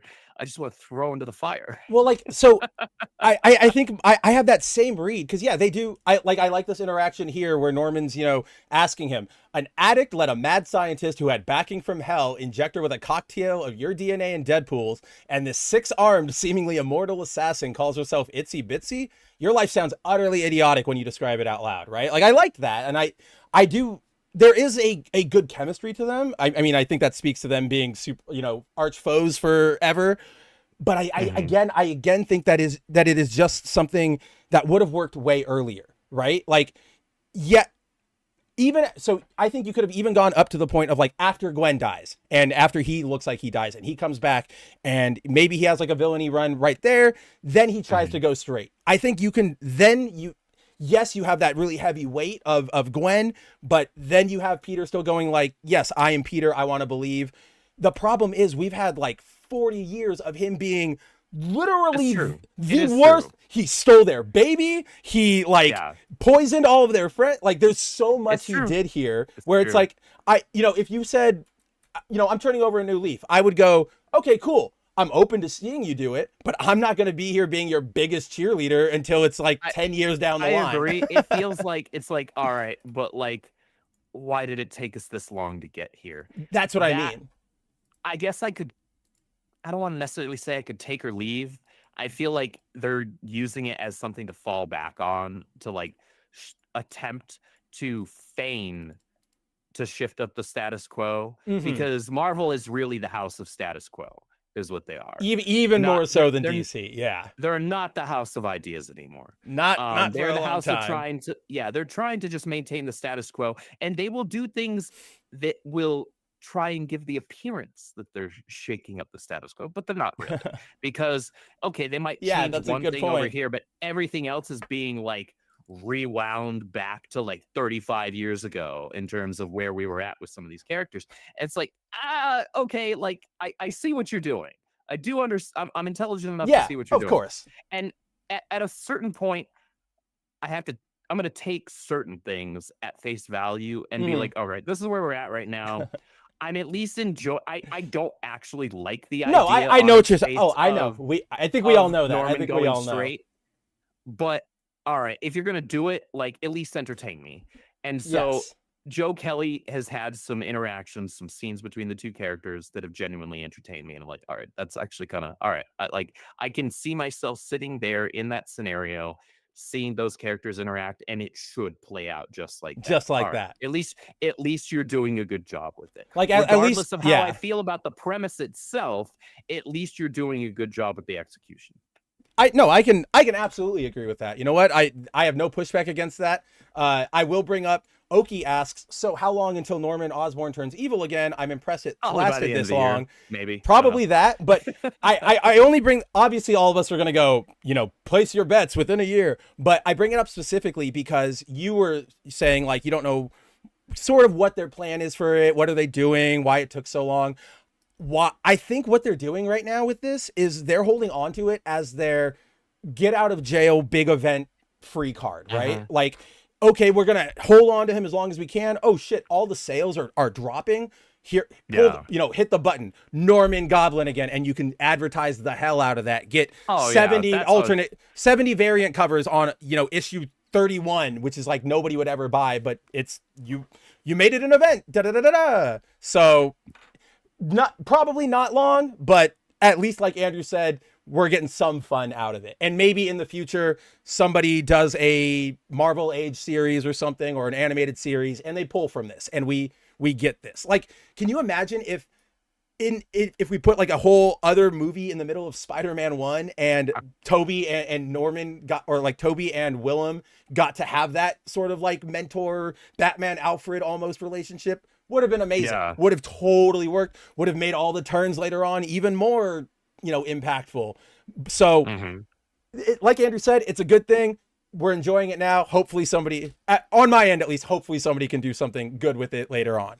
But so just to wrap up this, first of all, I just wanted to really point out this page. This page is so good. Like, Pepe Larraz is just So I put him up there at that same tier that I would put Mora, that I'd put Jimenez, that I'd put Chichetto, that I'd put, I always forget his name every single week on Uncanny. David Marquez. Like I put that's like top 5 house artists for me right now. No, 1,000%. The only the worst thing about that though is that out of all of those, they keep giving Pepe the worst things. Like they don't. Mora got Justice League, right? Marquez got Uncanny. Pepe had Blood Hunt, and now Pepe's got Spider-Man. Congratulations. But yeah, this Pepe knows the assignment. Like this is Spider-Man. We see him swinging, but it's technically like an upside down shot. It's just beautiful. So freaking good. That is a dynamic as hell. I need them to like it's a partial splash. It looks amazing. I need them to take off everything and make like a print of this. If you want Pepe, do you want to make money? Remove those 2 inset panels, remove all the text, and just make that a poster. I'll pay $25 for that right now. Right now. You have 2 sales right now, Pepe, and we will go to your web store. We'll get I will pay $40 for the version with the certificate of authenticity. All right. Which I can sell later on eBay for $40. There it is. But yeah, so we from there, Spidey realizes that I actually liked this, that whatever Hobgoblin and Itsy Bitsy are doing to like poison the Rhino, they weren't specifically trying to poison Rhino. They actually just have this huge bottling plant. They're putting this thing into this new brand of soda. But I like that the way they explain it is they didn't try to Spidey realizes they didn't try to dose Rhino, but because Rhino's sort of, he's in a depressive state right now. He's hanging out at home all the time. He's just like chugging a lot of soda. Yeah. He's just like kicking back soda. And he drinks so much of it that to be fair, with it being Alexei, should be honestly chugging vodka, but okay. Right. Oh, look, he's trying to be better for his daughter. We've seen that before. So I'll give it to Rhino at least. All right. Well, we'll get to the proper drunk Alexei in just a little bit. But yeah, so essentially from there we get Hobby showing up. We do see Hobby. He's finally back, and this is the Roderick Kingsley one, the OG. No idea how he's back. I'll be honest, he looks pretty badass. I love Hobgoblin, man. I've always liked him. I like Hobgoblin as well. Like when he's done well, I don't like the variants of Hobgoblin when they have whatever other schmucks like take up the suit and the name. The one that Ramos did or like handled, and I don't do that I'm not swinging at Ramos. It's just the way it's the touch point I can use. When Ramos had the Hobgoblin, he was like Ben Urich's nephew, right? Yeah, he was like Ben Urich's nephew, and it was that was really bad. I was like, this is stupid. And then when Roderick comes back and goes like clink, I went, all right, cool. Yeah. That's exactly what we need to do. Yeah, exactly. But no, I love this design. Again, Larraz could make anything look amazing. I don't remember him having wings, but hey, I like that development. I like that over the glider. But I'm not mad about it. I think it looks incredible. I like that over the glider. It's really, really cool. But yeah, that is essentially where we end this issue, guys. We have more Peter destruction of his youth, more insight, I guess, into Itsy Bitsy, and then plot movement and Hobgoblin. So again, this book I really hope the back half of this arc turns out to be something interesting and fun, because the first half has been like 40-60, like 40% there's fun stuff with Spidey, right? Maybe I don't actually mind Joe Kelly pulling Itsy Bitsy out of his pocket. Nope. But I just think the character's weird. The character's absolutely freaking weird. Like, there's no she in this story, she's not doing anything weird. She doesn't act weird. There's nothing there's no attack she does where I'm like, this is ridiculous. It's just sort of her like existence is just weird. Yeah, that's where I'm coming from. The character's premise is weird in and of itself. Yeah, no, I'm with you there. But like then you have the 60% where it's like the stuff with Peter, and you're like, what are we doing here? So I really hope issues 4, 5, and 6 of this arc turn out something interesting, because if they don't, I will drop the book. Oh, I'm barely hanging on here. I'll give it the first arc because of Pepe Larraz, and because I do know Joe Kelly can tell a good story. He can, but if he's not allowed to, or if he's just not capable of right now, all right, like I've got my Spider-Man over with Ultimate Spider-Man. Right. And you know what? That is a very, very good, or no, hit me. Do you have one more thought? I was about to say, I was going to say it's a good honestly, crossover. It is a great segue, but you know what? I actually want to end on Ultimate because right now, a better Spider-Man book than Amazing Spider-Man is All-New Venom. All-New Venom. All right. Let me grab that bad boy. Where is he from this week? Come on. I was reading you like all day. How did you disappear on me? Let's see. I just realized if Pete's Spidey sense is working, he should have escaped that blast. The drugs. That is actually like they did explain it at the very least there. Yeah, like you can go with that one. So yes, Andrew is right. Let's finally we have no Daredevil or Green Arrow to talk about. The Green Arrow book is bad. Daredevil is blasé. I haven't watched Born Again. Did you? No, I haven't watched it. Me neither. I haven't seen past like episode 2 of the original Netflix series. Oh, that's right. Yeah, you tell me that and I yell at you every time. I know it's supposed to be an amazing show. It's on my watch list. I just never have the time to get around to it. Wait, isn't Daredevil technically Electro right now? Or did Matt finally like step back into it? They keep like, so that initial like Electro takeover that like ended a couple years back when Chip took back over, but they keep doing a thing like, or not doing a thing, but Elektra still has the costume and she'll use it when Matt has to go out of Hell's Kitchen, right? So like there is still a Daredevil. So there's still a Daredevil in Hell's Kitchen. But Matt is the one who has the rights to the full suit name, all that stuff. I'll allow it. I'll allow it. It works. It works. Trust me. Right, I would not be saying that if I hadn't read the Chip Zdarsky like run and went, okay, I saw it in action. It worked. Fair enough. Fair enough. But yes, let's pull up All-New Venom. I'm actually going to pull up the covered alternate cover that I picked up because it was too good. I couldn't not. Let's see. Which one did he pick up, guys? Which one did he pick up? It could be any number of them. I made a decision to not spend, to spend as little money on this series as possible, but it's so hard not to. I knew you were gonna do it. I knew you were gonna do it. Pick up this cover. I saw it on the shelf and I was like, swipe. I almost. It was like the last one too. I believe it. Like this one's so good. I almost made it the thumbnail for this episode, whatever. I almost requested it to be the thumbnail. It was my first one that I tried. It just there's no way to make it look wouldn't work with nice. With the text. Yeah, and all which that, is unfortunate. Here I have it for everybody to look at. That's still Carol. Yeah, this cover. Who drew it? Is that? Do you know off the top of your head? I can see the signature. Is it? It's not Marquez. That's not Marquez. I know it's not Marquez. No, it's not Marquez. It is. Let's see. I'm blanking right now. Hold on. Marvel, help me out here. It just says spoiler variant. That doesn't help me one damn bit. All-New Venom spoiler variant 6. Who drew it? Lucas Wernick. Oh, dude, that's Lucas Wernick. It's Lucas Wernick. Yeah. It's the guy who does all the mutant covers. Mm-hmm. Awesome. So that makes sense. Beautiful cover. I really like this one. Like, there are only so many opportunities you're gonna get to actually sell me on doing a Face of Tiger. You just hit the jackpot. Yeah, dude. Call that cover without me cringing. This one, all right.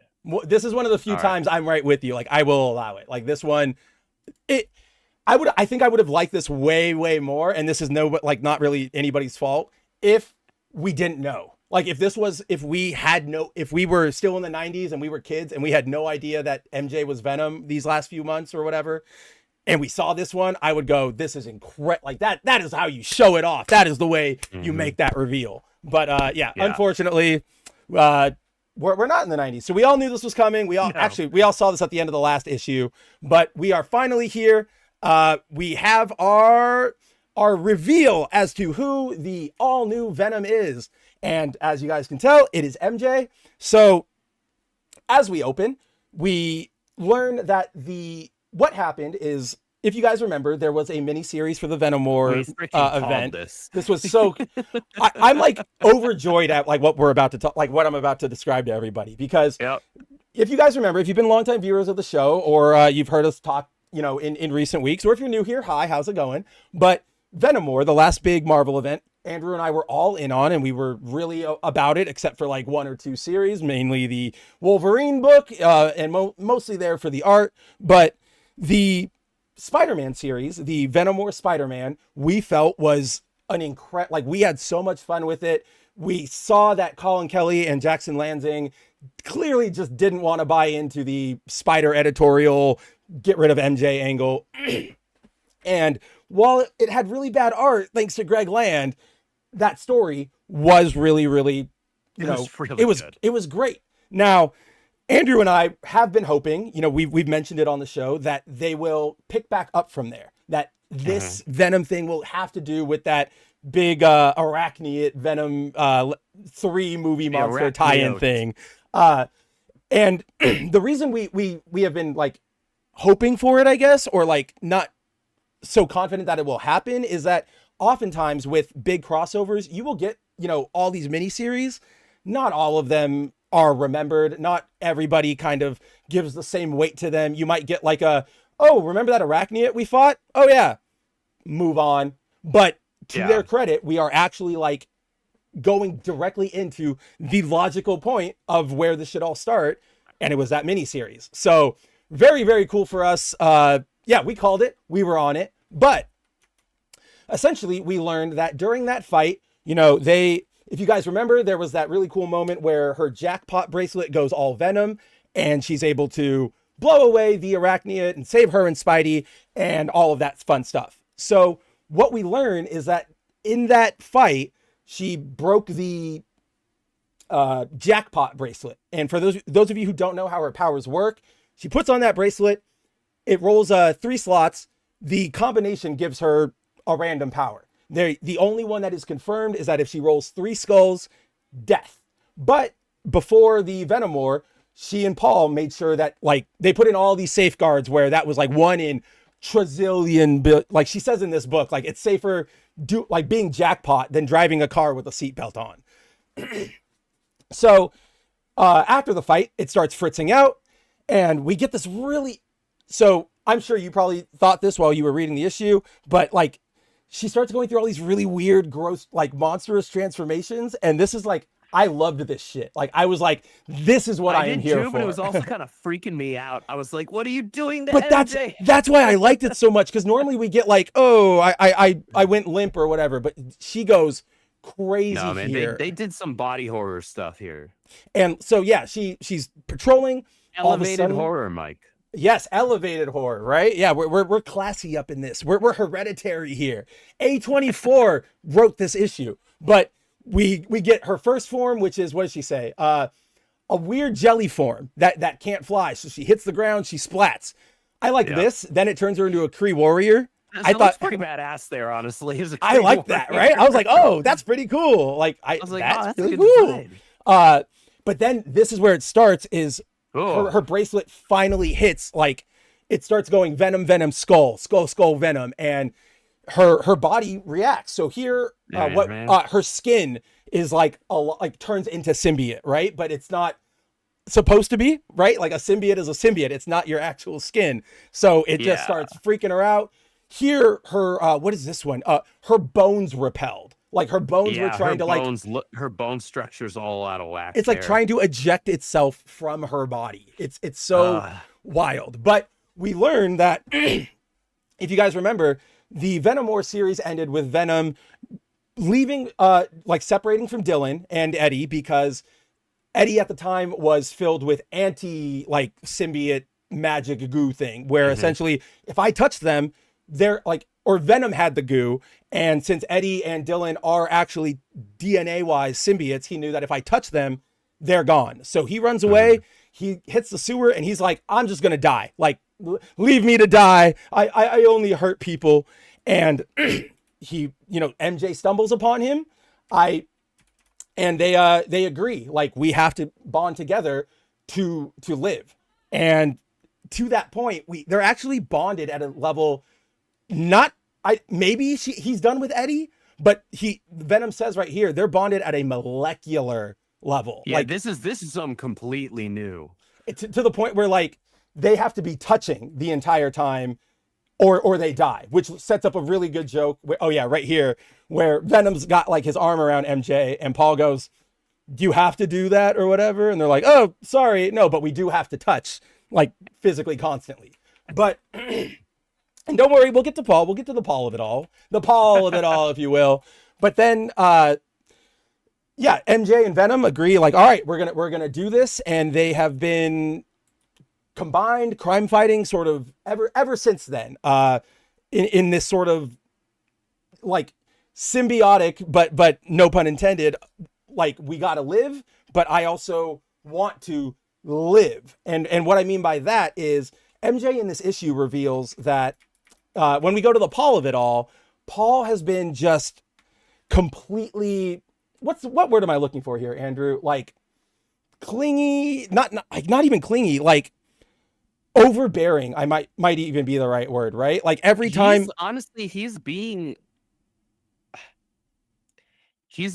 overly. There's a difference between being an adult male who can balance being masculine and also recognizing that you are still a freaking human being and you do have emotions and understanding how to handle those. And there's a difference between that and just being an insufferable beta bitch. Yeah. So you guys might remember the last time Andrew and I talked about this series, we highlighted how Ewing is doing this incredible thing where the voice he gives Paul is it's so perfect to like.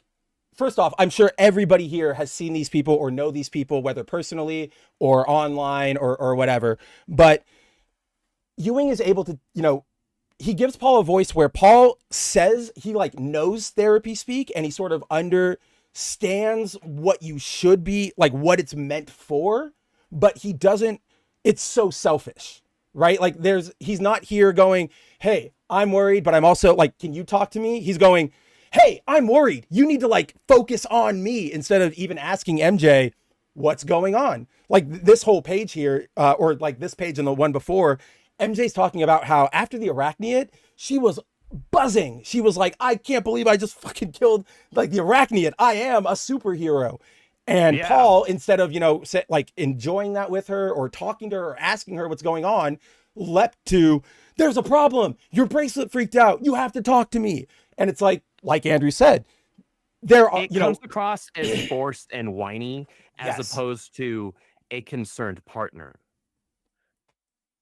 It doesn't come across as just a concerned partner. It comes across as just pay attention to me. I want to be whiny right now. It's insecurity, right? Like that is what this is, an insecure guy who, even if we take away the superhero of it all, for 2 seconds that he actually was, the forefront of his mind was concerned with the safety of MJ. No, it was just his own feelings, because we know his backstory. He feels sad and bad about stupid crap his dad. That he did. Yeah, blah, blah, blah. He's a horrible person. Well, you're grown. Get over it. Stop acting like a little beta. And if you really want to like get into it, it's technically a different universe. Like that. Yeah. None of that even really exists. Your kids came back and blinked out of existence. What more do you need, right? Yeah. But no, it is exactly what Andrew's saying. Is as to our primarily male audience out there. I know like we sometimes get Emily or Mary, but to our primarily male audience, there is a way to, you don't have to be so stone cold in life, right? It is healthy and good to be like, "Hey, partner or friend or whatever, talk to them and talk to them on their level. Like that you're partners, that you want to achieve that goal together. You don't come at them, freaking out and going, "What about me? Hello, me. Like you got to grow up," kind of like what Andrew was saying. Mm-hmm. But that is the Paul of it all in this issue is, as we touched upon in this little setup, and as Oki was laughing at, this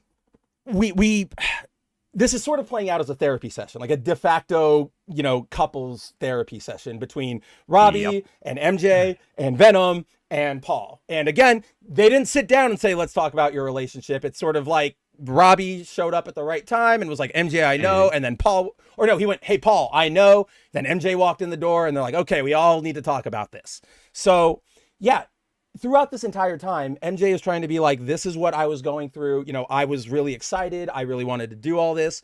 And Paul the entire time is just focused on himself. Like he's literally just like, I was worried. I wasn't hearing from you. There's this bit here where it's a funny joke. Where is it?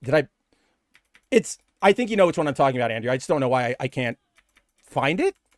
It basically, Paul, he's like, he says, oh, is that why we haven't been intimate? Like why we haven't been intimate? Yeah.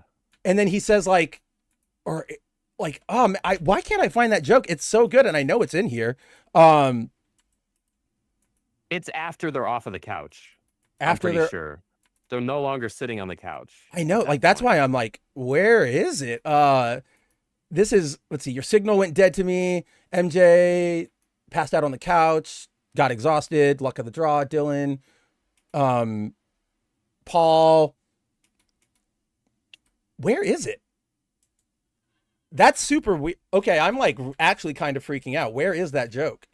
I will read this entire issue on stream if I fucking have to, because I know that this joke is here and I know that joke is hilarious and it kind of sets up what I was talking about. But regardless of where, oh my God, no, it's right. It's at the very top. We were stupid. He says, wait, so basically MJ gets done immediately telling him and Robbie, I almost died. Like my bones were freaking, like they were shooting out of my body. My skin was melting. And his first response to it all is, oh, is that why we haven't been intimate? And it's like that valid concern, right? Like, okay, understandable. Everybody should, you want that physical affection, but not the right time. Not what we're talking about here. Like, not about you, buddy. Like your girlfriend just said, I almost died. And you're going, is that why we haven't banged? And it's just like, Paul is just a shit. Like he's just he's the most exhausting, like controlling boyfriend. I don't even know what I'm trying to say. Like we've already said it. I'm just like aggressive than any female. Honestly. Yeah. Cause he remember like, so well, one of the last pages of this issue, when he talks about like, I don't know if I could, ever trust somebody, whatever, something regarding like a relationship, and something like that. If there were like more people involved and whatnot, even if they were open and honest, blah blah blah blah blah. Which, like, all right, yeah, the reality of that in the real world notwithstanding, that's not where he's coming from. He's just being a passive aggressive little crap. Right, and here's what's so, I don't know if you picked up on. So this is the scene that Andrew was talking about. Eventually, they all resolve and Robbie goes, all right, don't worry, I'm going to keep your secret. Dylan comes home. Everybody starts breaking. Dylan rushes in and he's like, what's going on? Blah, blah, blah. And Robbie goes, or Paul basically goes, you know what? Don't worry about it. But he does this like childish swing that Andrew was talking about where he goes, for the record, MJ, I don't think I could stay in a relationship with 3 people in it, even if the other 2 were open and honest, instead of just being like, like I'm not happy about this or I need to go cool off. He's doing this weird dig, but there's this literally. He's trying to take a shot at MJ without being confrontational openly. Well, that's being passive aggressive. There's that, like 100%. But I don't know if you noticed this. When Dylan, like the sentence he says right before he takes that swing, Dylan has walked in and he's like screaming at everybody. He's swearing. And Paul just goes, there's no need at all for that kind of talk, Dylan. It's crass and you're better than that. That right there is a mature dad way to handle your teenager coming in and being, off the wall. But notice how he's only able to do that when he's like not focusing on himself, I guess. Like it's subconsciously it shows that he probably does know how you should be acting. He just isn't grasping it or applying it to his own life. And I thought that was really, really interesting. He's very conveniently able to apply that to everybody else's lives around him, but not himself. Yes. And I just, Ewing, you are taking cards like the worst hand possible and setting us up to win like the poker tournament. It's so well, it's like what we talked about so many insane. times. Where like he's really reaffirming Spider-Man fans' feelings on Paul. Yes, Paul is a POS. None of us like him, and he's making us hate him even more because what it does is it's kind of telling us pretty plainly that like he doesn't like the character either. We already know. Oh yeah. That Carlos doesn't like the character. He's freaking blown up on social media. Which, like, by the way, man. yeah. First of all, Carlos does not like him. It's so funny to follow it on social media. But also, just quick note, loving his art on this. There was something about this issue in particular where I just went like, gotta give it to him. Like this is the shot we used for the thumbnail. That is hit me. Hit me. I'll tell you what it is. Like anytime he gets the chance to draw MJ a bunch, he just knocks it right the hell out of the park. The man knows how to draw Mary Jane Watson. He knows how people want Mary Jane Watson drawn. Yes. And he does it.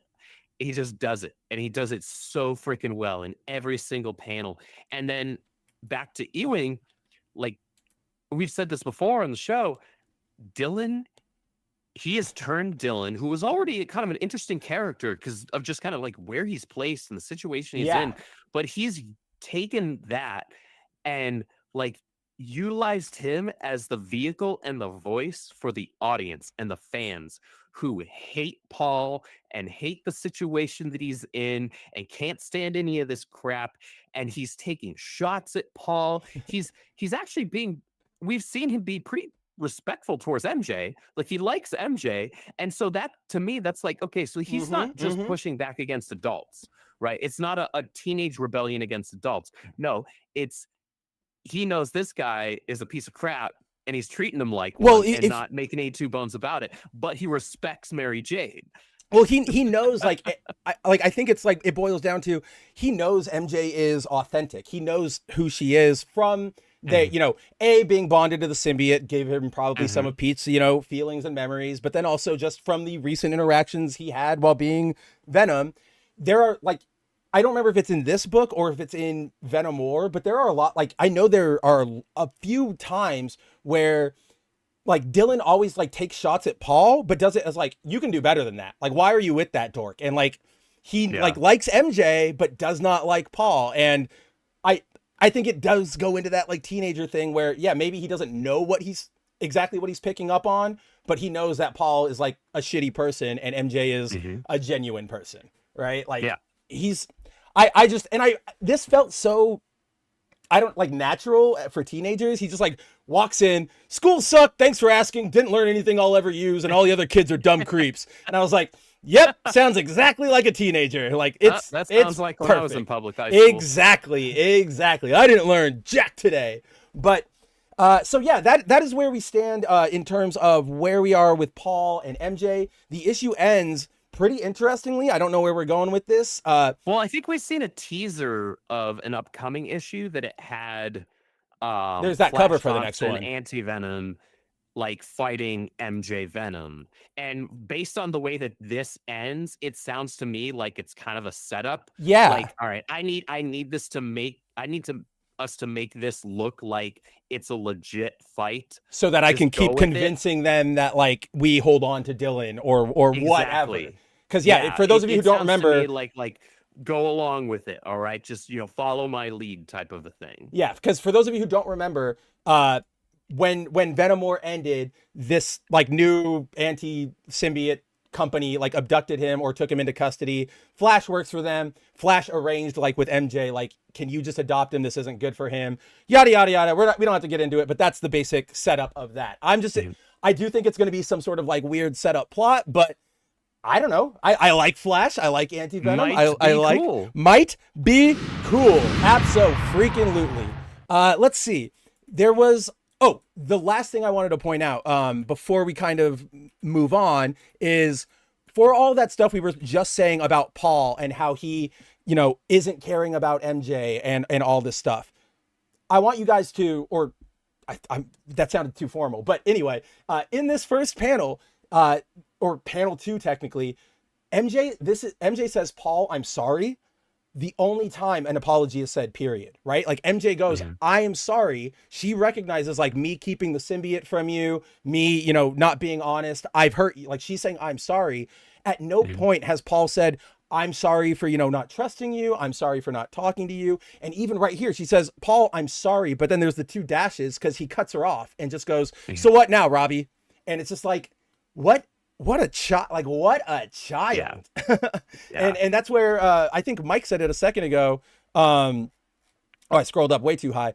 Paul just sounds like a POS. I fully believe he would exist. We see, like, I know a lot of these guys. Like I see these guys all the time. And like, just kudos to Ewing for making this character and not making it feel like he's attacking people or like trying to get a dig in at his reader base or whatever. Like it's so, I'm loving this book. I messaged you. I don't genuinely get why everybody is hating on this book. I don't want to be that guy to bring it up. Hit me. I don't want to be the guy to bring it up, but it's just because MJ's Venom. Yeah. I mean, that's what I was hoping there was another explanation that I just wasn't picking up on. I wish there was more, but I think a lot of people But MJ is Venom. Oh man, that gosh. He's Gomez drawing MJ. Gomez. It's literally either that or it's people who just they don't read comics.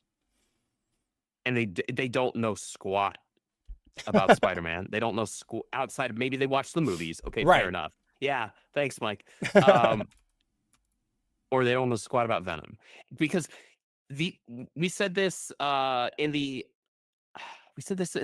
episode leading up to the reveal issue, right? I think so. That was like maybe issue 4 or whatever. 4 or 5, where we were like, is it MJ? Oh yeah, when we were having that conversation. Woo. And we were talking about like what that would look like and what that would mean, and we were actually excited because of the implications there, because of all the history that MJ has with the symbiote, what that would mean for her as a character.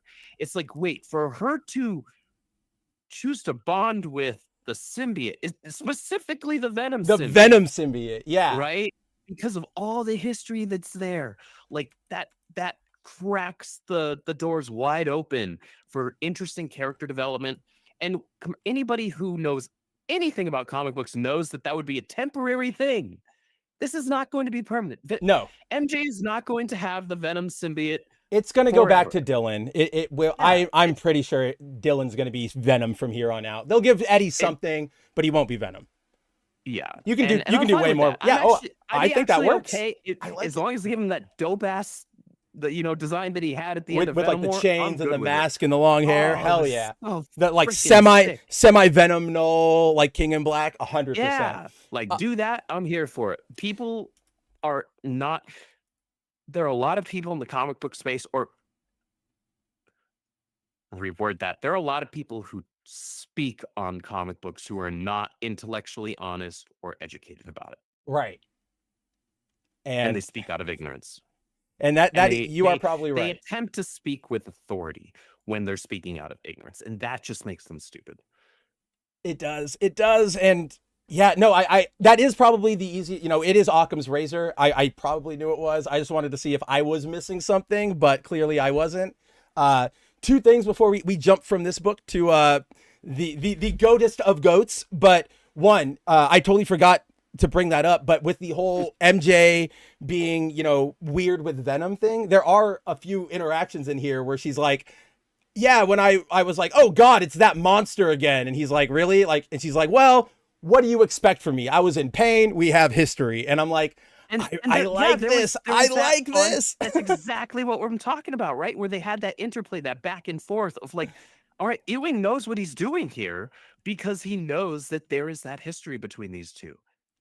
And that's so fun. And then hitting back to that bit we loved so much in Venom War, where he was able to, with the symbiote talking to Peter. That's what we get more of that here, because she's like, yeah, it wasn't my finest hour when I told you to like fuck off and I was going to die and whatever. And she's like, but it was yours. Tell him what you were thinking. What would Spider-Man do? And so he just instinctively leaps and bonds with her. And I'm like, what would Spider-Man do? And that's building off of that tie-in, right, that we had during the Venom War event, which is right? like, that's Ewing building off of the thing that he just finished writing.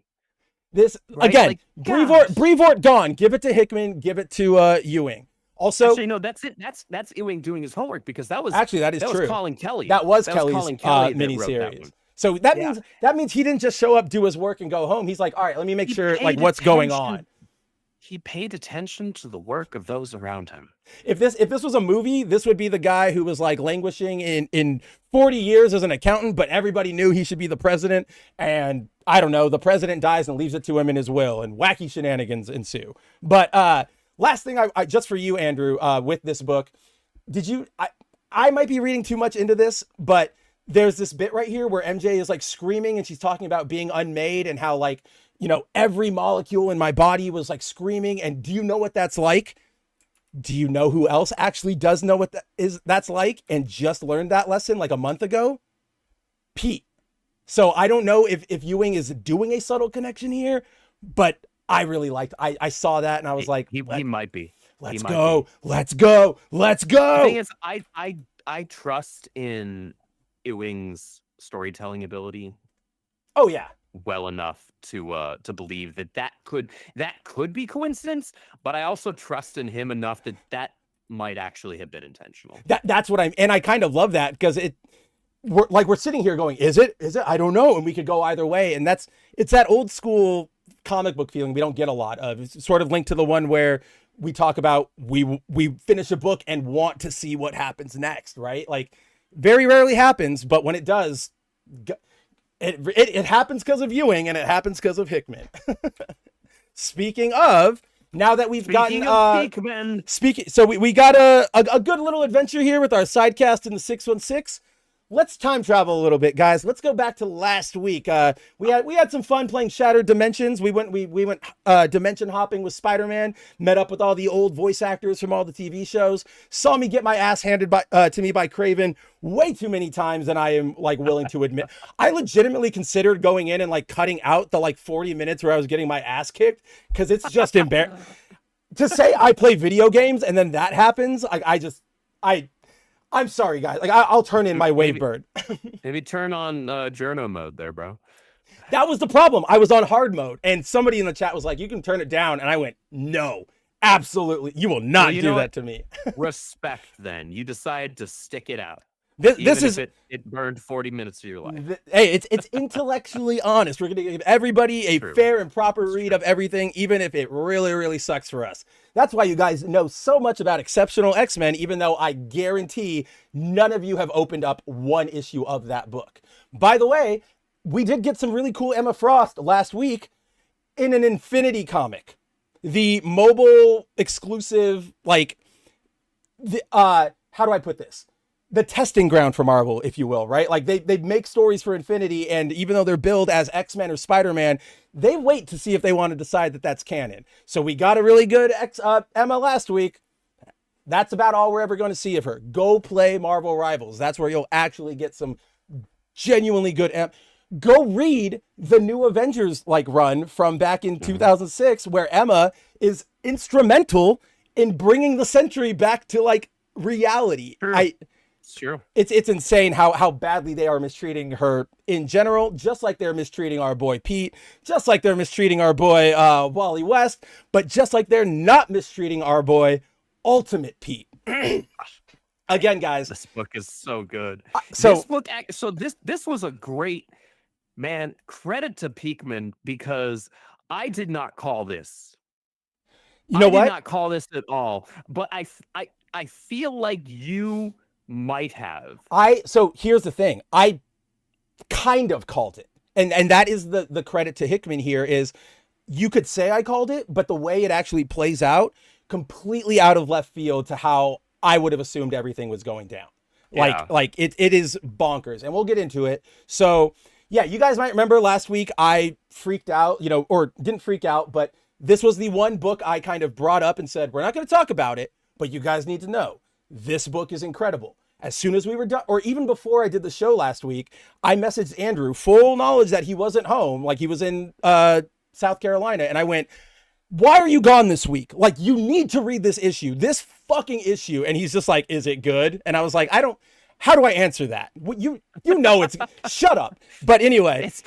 With Spider-Man, of course the answer is that it's so good. Like, what are you trying to do here? What gag is this? But there has not been a bad issue of this book so far. Which is like, we say it every week. We're 16 issues in. 16 issues deep, and everything has been peak, and it keeps going, and it keeps going. And again, with this issue, like we talk about every week, we get to that last page and we go, oh my God, like I am so in for this. Like, let's go. Oh my God. So let's get into it. Let's go. Oh my God. If you guys remember, we last picked up, well, we had the little Sandman adventure where Pete and MJ and the kids are on the run because after the Savage Land excursion with Harry, Kraven managed to kill Harry with that one shot that Andrew and I were doing the JFK assassination analysis on all those weeks ago. Like, angle back to the left. So, oh my God. Huh. What? I'm beginning to wonder if that like off angle was deliberate based on what we find out. Oh my God. Oh shit. That might not have been an art. Oh my God. That wasn't an art error. That was intentional. I don't even know what to say, Hickman. That's and Chichetto. Like, are you kidding me? So yeah, let's get in. Holy crap. Holy crap. That's so amazing. Let's get into it. Yeah, let's get into it. So yes, last we saw of everybody, Harry got blasted in the face by Kraven. Spider-Man and MJ are on the run. So in this issue, we flash back and we check in on Gwen. What is she doing right now? Obviously, we open on Harry's tombstone. We get some flashes back to Gwen's childhood, and we sort of learn that I don't think this is like the Captain Stacy we know. I don't even know if he's a police officer, but he is sort of, he seems more like loving and warm than the original like Gwen, Captain Stacy, right? Like a little bit, yeah. He feels kind of like the did you see Across the Spider-Verse? The second one? Okay. I was just gonna say he feels like Gwen's the dad in that movie. Complimentary, not a bad thing. I wasn't interested in 10 FPS the movie too. Look, Ben Reilly voiced by Andy Samberg for 10 seconds, but it still happens. I'm happy for you. So yeah, we get the issue is basically a flashback into Gwen's life. We see her childhood. We see her meeting Harry. We see them, falling in love, and and there was great dialogue between the two. It is such natural, like it felt like so in character. It's really good, guys. Like, obviously we're not going to sit here and read it to you because we would lose all of the impact or whatever. Go read this book. What are you even doing here? If you haven't read this one yet, just go right now, pick them all up. But yeah, so good. Absolutely. Yeah. Mike, his Daredevil work, he hasn't read it yet, but that whole bit where Daredevil's on the run and Spider-Man like comes to confront him because he thinks he killed somebody and he's like, you have to hang it up. Chichetto with his shadow play there, amazing. Like the man is so good. But yes, justice for Ben. Hopefully we get more of him in the next one, but that movie's not coming out until we're dead. So I'm serious at this point. They like just started recording dialogue like last month. Are you kidding me? Like, what are we doing here? But as part of Gwen's backstory, we actually learned that her father is Mysterio, or should I say, He's part of like a Mysterio society, right? Which is a really interesting play on and tweak on the character for this universe. Yes, because rather than being just a special effects sort of guy, he's actually mystical and like demonic or magic user, right? Like they've got all of these powers to the point where eventually Captain or George Stacy dies, Gwen takes his place, and she is now one of the Mysterios. So we then get this really, this feels like, so we get a scene with Norman where he like intercuts during their wedding and talks to Gwen and sort of, it feels like the what do I want to say? It's like the villain scene it's one of those scenes in movies where like both characters know but they're not saying exactly what they want to say, but they know what the interplay is. Sort of, you know what? Yeah. The scene in Homecoming, to wrap it all together, where Tom Holland's in the car with Vulture being driven to prom, and they're like, I think this about like that sort of scene, but this is less tense because Gwen and Harry, or Gwen and Norman, kind of they consider themselves on the other's level, right? Like they see themselves as sort of equals. And Norman taunts her a little bit and she taunts back, and they sort of realize like Norman's like, what does he say? Don't ever let him distract you from what you were put on this earth to do, which is like, sounds generic, but we know that's not like he knows something is going on here. So then we just sort of get more looks into their lives, sort of learn that Gwen she is happy, but she did have to hide a lot of what this Mysterio stuff was, couldn't open up truly to Harry. The scene here is, she talks a lot about like conspiracy stuff. So he goes and he gets her like an old mystical mumbo jumbo book. Curious, like funnily enough, written by Dr. or what's his name? Brother Drum or whatever, or Brother Voodoo, Dr. Voodoo. That's who that is on the cover. But so he gets her the book and he's like, I know you love this stuff. And she's like, well, I love you too, but she's got to keep it all hidden. And we finally got linked back to the main like story, because the Mysterios are aware that the Maker is doing his thing, that the Maker has locked himself in his city for a year before coming back to obliterate everybody. This is probably the biggest like instance of them acknowledging the greater kind of overarching plot in the Ultimate Universe right now with the Maker. Because obviously Peter was given the suit and whatnot by Tony and yada yada, but aside from that, we haven't really dealt with any of that since that happened. And even then, it wasn't on this level. This was characters acknowledging that there was something wrong with their timeline, something wrong with their universe. Well, this has not been done outside of the Ultimates, to my understanding. Well, that's the thing. I'm not reading any other Ultimate Universe books aside from Spidey, Ultimate, and Spidey, and Wolverine. Oh yeah, and Wolverine. I always forget that's there. So the interesting thing here is, or like, yes, all of that stuff, but to that point, the Ultimates, like, Tony and all them realize like our world is different, but they're fighting like to break this world and like get it to like a new status quo of freedom. Gwen and the Mysterios, they like, their whole thing here is they're like, we know this isn't right. Like, this is not the reality we are supposed to be in, which is they're not just freedom fighters. They know that something was changed. Yes, exactly. And they're like, I don't think they, their plan is to release all the information into the world and get it out there. I don't think they do, because that's what the main Mysterio is like, we need to get this info out here. How do we tell them? And Gwen goes, I think we need a better delivery system, but I've got you. And we learn that's where that's why Gwen jumped on to funding the paper, because that's how you get that stuff out there. And it's so then we, and that ties back into Fisk, who works for God. Yes. Right. Going after Ben and Jonah. and Ben. When I read that, I was like, dude, they just had to dash every single one of your hopes. Like, obviously, you know me. I'm like, get rid of them all.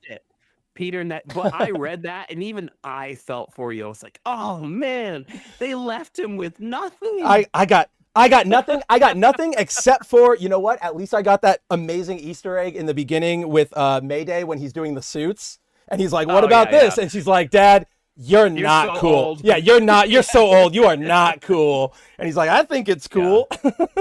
Yeah, but no, that was fantastic. So then, we just still have Chasm, right? Oh my. I'm sorry. Bye. I'm sorry. Get away. No, God, at least we didn't see him in this week's issue. There was no flashback chasm this week. But yeah, so we keep going through just seeing how Gwen is interacting. We're doing that thing where we're seeing all the events that we've already seen, but sort of from Gwen's perspective, right? Like correct. Talking with Harry. Or we're seeing events in between events that we've already seen. Yeah, there we go. That's the right way to put it. Yeah. And so we eventually get to,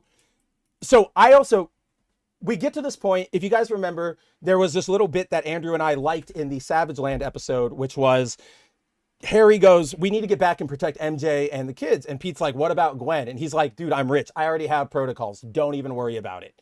And Gwen learns about them and she loses her mind because while Harry is looking to protect her, putting a detail on her that essentially stealthily follows her 24/7 could blow her cover. It could show what's going on with the Mysterio stuff. So she learns it, goes to Otto, loses it, and fires him on the spot, which I'm pretty sure this is where out of here. Yeah, this is where we go Doc Ock. Yeah. Yeah, I was gonna say, well, as soon as I read that, I was like, all right, well, there's his descent into madness. Yep. There's descent into revenge. That's exactly what I hit. His thing is specifically he's gonna have a grudge against Gwen Stacy. Yes, and I didn't even think about that. The question is gonna become whether or not he also finds out that Harry Osborn is still alive. Well, there's that. Oh, I didn't even think about the Harry thing, but I was thinking, what if they make him do the Gwen Stacy killing in this universe and mix it? Could be cool. Might be cool. I don't really know how that would play out. Just saying that's an idea that popped in my head. But after she fires Otto, we fast forward a little bit to the Savage Land fight. And we learn, as Andrew just fucking blew our minds with, when Harry gets shot, Mysterio actually, it was saves actually an illusion. Yeah, it was an illusion. So Peter thinks he's dead. Craven thinks he's dead. Harry and Gwen know the truth. But this is what Andrew and I were talking about.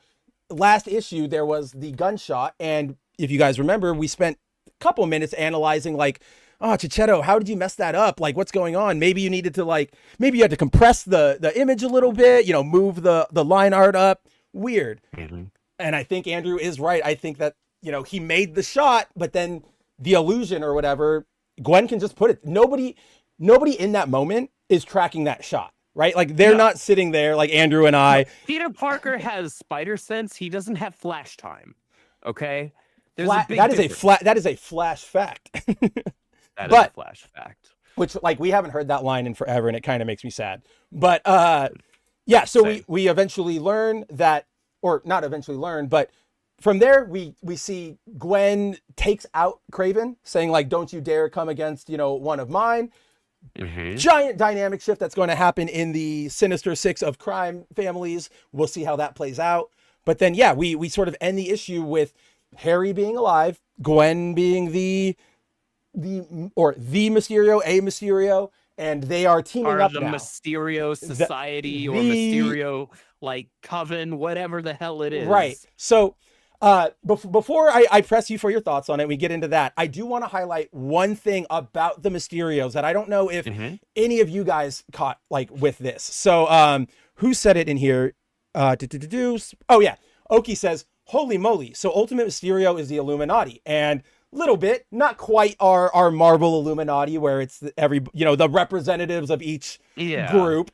But what I thought was really interesting about this, and I only bring it up because it's Hickman, and if it wasn't him, I would say this was coincidence. Do you guys remember way back in the 90s when we were doing that lead up story to Mayday being stolen in 616, right? There was that Circle of Five storyline where Norman was part of a 5-point cult that dabbled with mysterious magic powers and always had to rotate somebody in. And Maddie Franklin, the first Spider or second Spider Woman, third, whatever you want to call her, she got her powers because she had to take her dad's spot in the Order of Five, the Gathering of Five. So I'm like, is that what, did you make some weird deep cut where you said, let's take the structure of the Order of Five and put it into Mysterio? Dear God, I mean, so if it was Anybody else, I'd say that's that what is I the mean, furthest right? stretch you could possibly have brought up. But the fact of the matter is this is Hickman. The guy went out of his way to kill Ben Reilly's. I'm the only person who cares about that, guys. Nobody else on the planet ever thinks. That's not entirely true. Mike and I both know a guy who's also a pretty big Ben Reilly Okay, fan. good. It's me and him, and we'll talk about it on our honeymoon. Yeah, it's you two guys. We'll do it for June. Special Pride Month stream here on Foil Variant. But like, I bring that up because that's the level of 90s callback that Hickman is doing. Like, yes, we in Foil Variant here, we all think about Ben a lot because I can't shut the fuck up about him.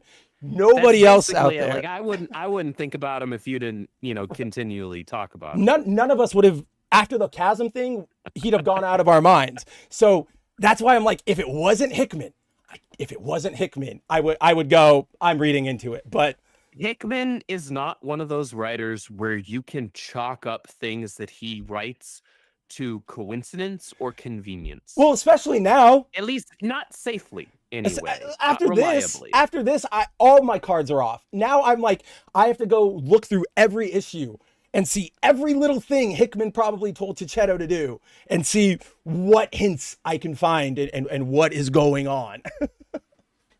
I would love to take a look specifically at the script for issue 14 that is when Harry got shot. 14 because 16 15 Sandman. I would love to take a look at that, specifically to look at the panel description for when we see Harry get shot, to see if there's deliberate instruction there to make it not look like he's actually shooting him in the correct spot. Because he gets tagged in the head in the panel, like right between the eyes, and then the angle is like to his stomach, lower. Chest, like a very off angle. It was in a place where it's like you still don't want to get shot there, but like it's not the same as getting shot in the head. That if you got shot there, you could see Pete like webbing him up and taking him with him. But once you get shot in the head, that's kind of where we end here. Just this book, man. Dude, it's so good. It's just we get to the end of every USM and I just am stunned, and I don't really have anything else to say aside from like this is comics. Like, this is what as like an adult who's we've seen we're all cynical now. We've seen too much crap. This like takes me back to being a kid reading a Spider-Man comic. I don't put that into words. Somebody go get a poet. You guys all know what I mean. But this issue, this book is so damn good.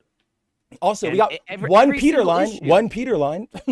Yeah, dude, and that's the thing. Like, we just had an entire Ultimate Spider-Man comic where Peter only shows up in like 2 panels and only says 1 line, and the book was still peak. Well, dude, the Christmas issue, he doesn't say a word, and he's technically not there. Because it's not even him, right? Because that was that whole thing, which was absolutely wild. And then there was the whole issue of like the freaking double date between him, MJ, and Gwen and Harry, where they are here, Harry, right? And it was like, how did we just have an entire issue of a Spider-Man comic that had 0 action, and I was on the edge of my seat the entire time reading it, right? Incredible. So real quick, before we move on to Thunderbolts, I scrolled back in the chat because my buddy Mike here, he's been a buddy of mine for years now. He was saying, God, you guys are making me want to hit up my LCS. Any recommendations? Oh, yes, I had it. Yeah, actually. Rex. Let me go find that message if I can find it, if it's still in the stack. There you go. God, you guys are making me want to hit up my LCS. Any recommends? Oh man, where would we begin with our recommendations? Where do you think? Obviously, Ultimate Spider-Man. Like easy recommendations. Ultimate number Spider-Man. 1. In fact, you grab the trade. Grab the first trade. It is so damn good. And then the first 2 trades are out. Yeah, the second trade just came out. That came out like 2 weeks ago or 3 weeks ago. Yeah, grab both of the first 2 trades for Ultimate Spider-Man. So freaking good. I would say grab, and Mike, you've known me long enough to understand the gravity of the words that are about to leave my lips. Pick up Gail Simone's Uncanny X-Men. Yes, I just said those words. But like, but really, it is. But it really, is so good. Like it is the that and Ultimate Spider-Man. Every week we see that. Andrew and I, A, know what we're going to talk about. B, know we're in for a good time. And C, unless there's something hilarious or like an Ebon cover that we want to use, we know our thumbnail is coming from one of those books. Like that is how good those books are. Yes, Mike. Yes. I'm not kidding. He just typed in all caps. Yeah. Excuse me. I'm not. I am not under duress. No one has a gun to my head. Hand to God. Hand over my heart. My Bible's over there. I can't put it on the Bible. But let's pretend I'm Mr. Fantastic for a second. And I can stretch my arm technically, you don't have to swear on a Bible. In U.S. court, you can swear on anything. But yes. That's fair. Yeah, in U.S. court, yes. But it is actually that freaking good. The characters that she has in her lineup are the most like true to form written of those characters that I have seen in decades. In a long time. Especially Rogue and Gambit. She gets them like no other. In fact, I can't remember the last time they were written that true to form. Dude, I genuinely can't. I had to, for an article. The 2000s. Well, I had to go I was writing an article the other week and I had to go, it was about Tom Brevoort saying, we're not going to break up Gambit and Rogue because people are invested in them. And it's like, well then, what? You got pit stains going? Is that what's happening? No, I think because I see that. It's fine. Here, I'll help you out. We can all take racist my Andrew with the last name Rodriguez, right? We can all take my where is it? We can all I'm using the wrong icon. I was gonna say we can use my icon where he's doing the writer pose because it looks like that too, but nope, never mind. You're a bad person. But no, yeah, I went back and I read the X-Men issue where the wedding where like Kitty and Colossus were supposed to get married and then they like bailed, so then Rogue and Gambit. And like all the heartfeltness that whoever wrote that like tried to put into Rogue and Gambit, it's not there. But then it's there in Gale's thing. Like you trust us, Mike. Like just pick it up. You will be blown absolutely away by what you get out of that book. Don't read either of the other two main X books. Don't read those. Don't read any other X. I can't think of another X books. Well, for me, Ultimate, but that doesn't count. That's fair because I can't even really count Phoenix as an X book anymore. I kind of don't. I've put that in Cosmic. I don't think I would either. Right? Like the Phoenix solo series has been really good so far, actually, with the exception of like half of one issue. It's really good. Like there was one issue where like the first half of it was like, what are we doing right now? But then the rest of it was really solid. I'm pretty sure. I just want to make sure we're on the same page. The party issue or whatever, where she's hanging with Carol and why are we here? Yeah, that was super random. It came out of absolutely nowhere. But yeah, like that book is solid. Honestly, all three of the main Absolute Trinity. I was actually trying to think, like, what is there at DC? The Absolute Trinity. Batman, Absolute Superman, and Absolute Wonder Woman are all incredibly good. I can't recommend Absolute Flash yet because I'm still waiting to be invested. Right now, it's just kind of there. It's not awful. It's just one of those things where right now it kind of exists. Well, I'm waiting for something to happen that makes me care that it exists. Unfortunately, we had to, schedules, we had to do Absolute Flash 1 and 2 together. But if you guys, I know if we'd have done them separate, you would have seen the same reaction where I was kind of about it. Andrew was less so. But then issue 2 comes out and we both go, what are we doing here? Like, what, even though I might like some of the potentials, I go, but we're not doing anything with it. Like, we're on the Rogues. Who gives a shit? In that Mirror Master page, in the crossover, they show a bunch of, glass shatters of the Absolute heroes. So you see like the Lantern, the Martian Manhunter, Wally, and then one of them is the Rogues. And I'm like, is that how little? That's what I'm actually connect with anything. Is that how little we have? Is that how little we have? It's kind of sad. Then Mike said the last time he was in an LCS was X-Men #1 from Mid-K. So you're not too far behind on a lot of stuff. Yeah, you're not actually too out of the loop. The books that we've recommended. I would say don't bother catching up on mid-K. No. It's not worth your time. It's really not worth your time or your money. I might, and in this someday, economy, nobody can afford that.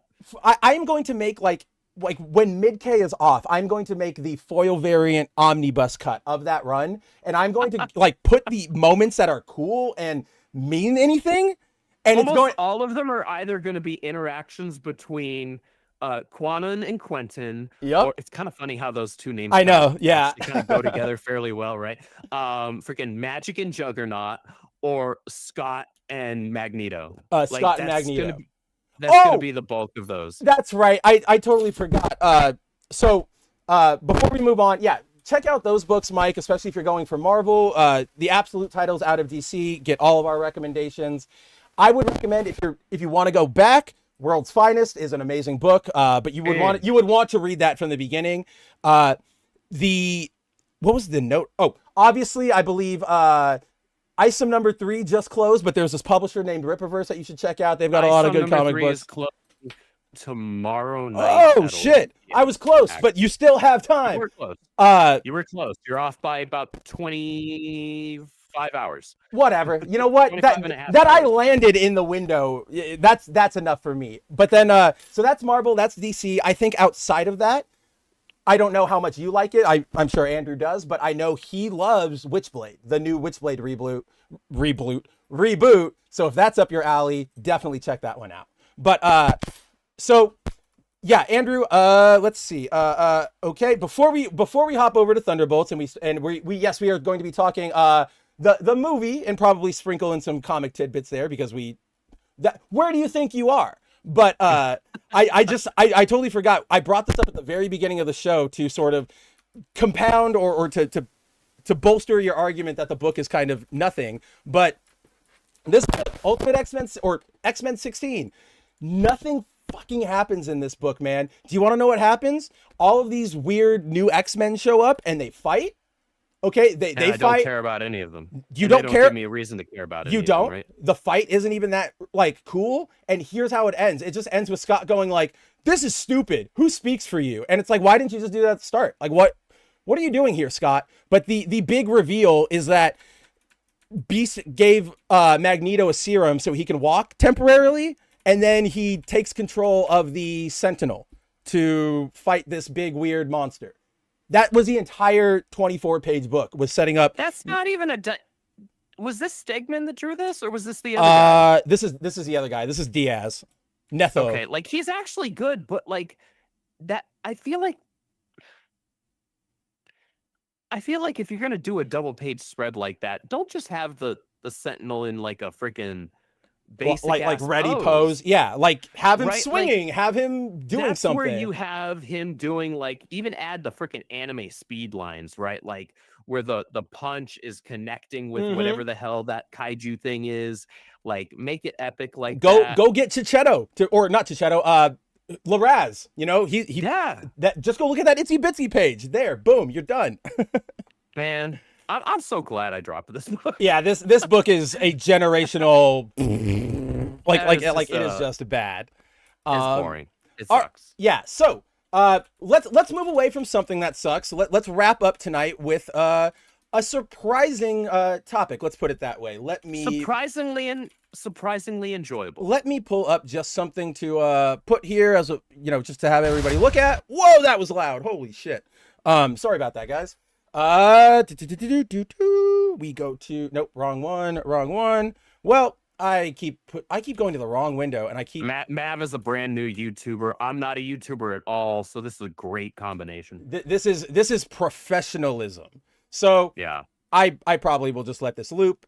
Whatever. It's the final trailer for Thunderbolts. So Mike here says I didn't know if there was a Thunderbolts book running right now. To be honest. First time viewer, so I don't know if you cover adaptations. So ironically enough, they did just announce that in June there was going to be a Thunderbolts * new book running, and then when they changed the title to the movie, they changed the title to the book to New Avengers. So they are doing that, though it's a different team makeup, kind of, sort of. It's not the same team makeup as in the movie. It feels like it's supposed to be a Thunderbolts team, man. It's so, I'm sure maybe we'll touch on it like when we're done, like when we're wrapping up, but it's weird. So I actually like the cover art for I have nothing wrong with the cover art. I have questions about what they're like the intent of the book is going to be, you know what I mean? So yes, we do mean the New Avengers, but Mike, to your point, normally I would say we do try to keep this focus specifically on comic books, but I also think a lot of that is because everything we've been getting just hasn't been talk worthy. Well, it's a combination of that. Captain America? Okay. Yeah, Captain America. Yeah, Brave New World. Yeah, I'm good. Thanks. But I think another part of it is that there has been a lot of disingenuous and intellectually dishonest discussion around this movie. Oh, so much. And it's one of those things where, like, look, hey, man, I'm with you.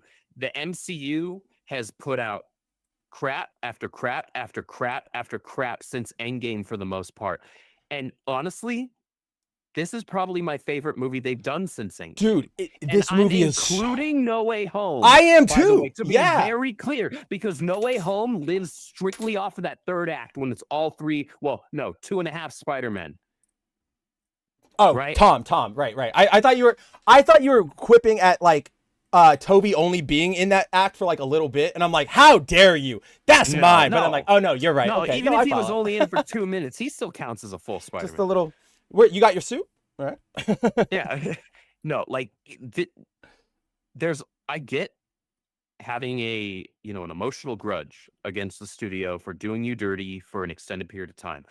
I empathize with that entirely. 1,000%. I mean, you work for the RIPPAVERSE.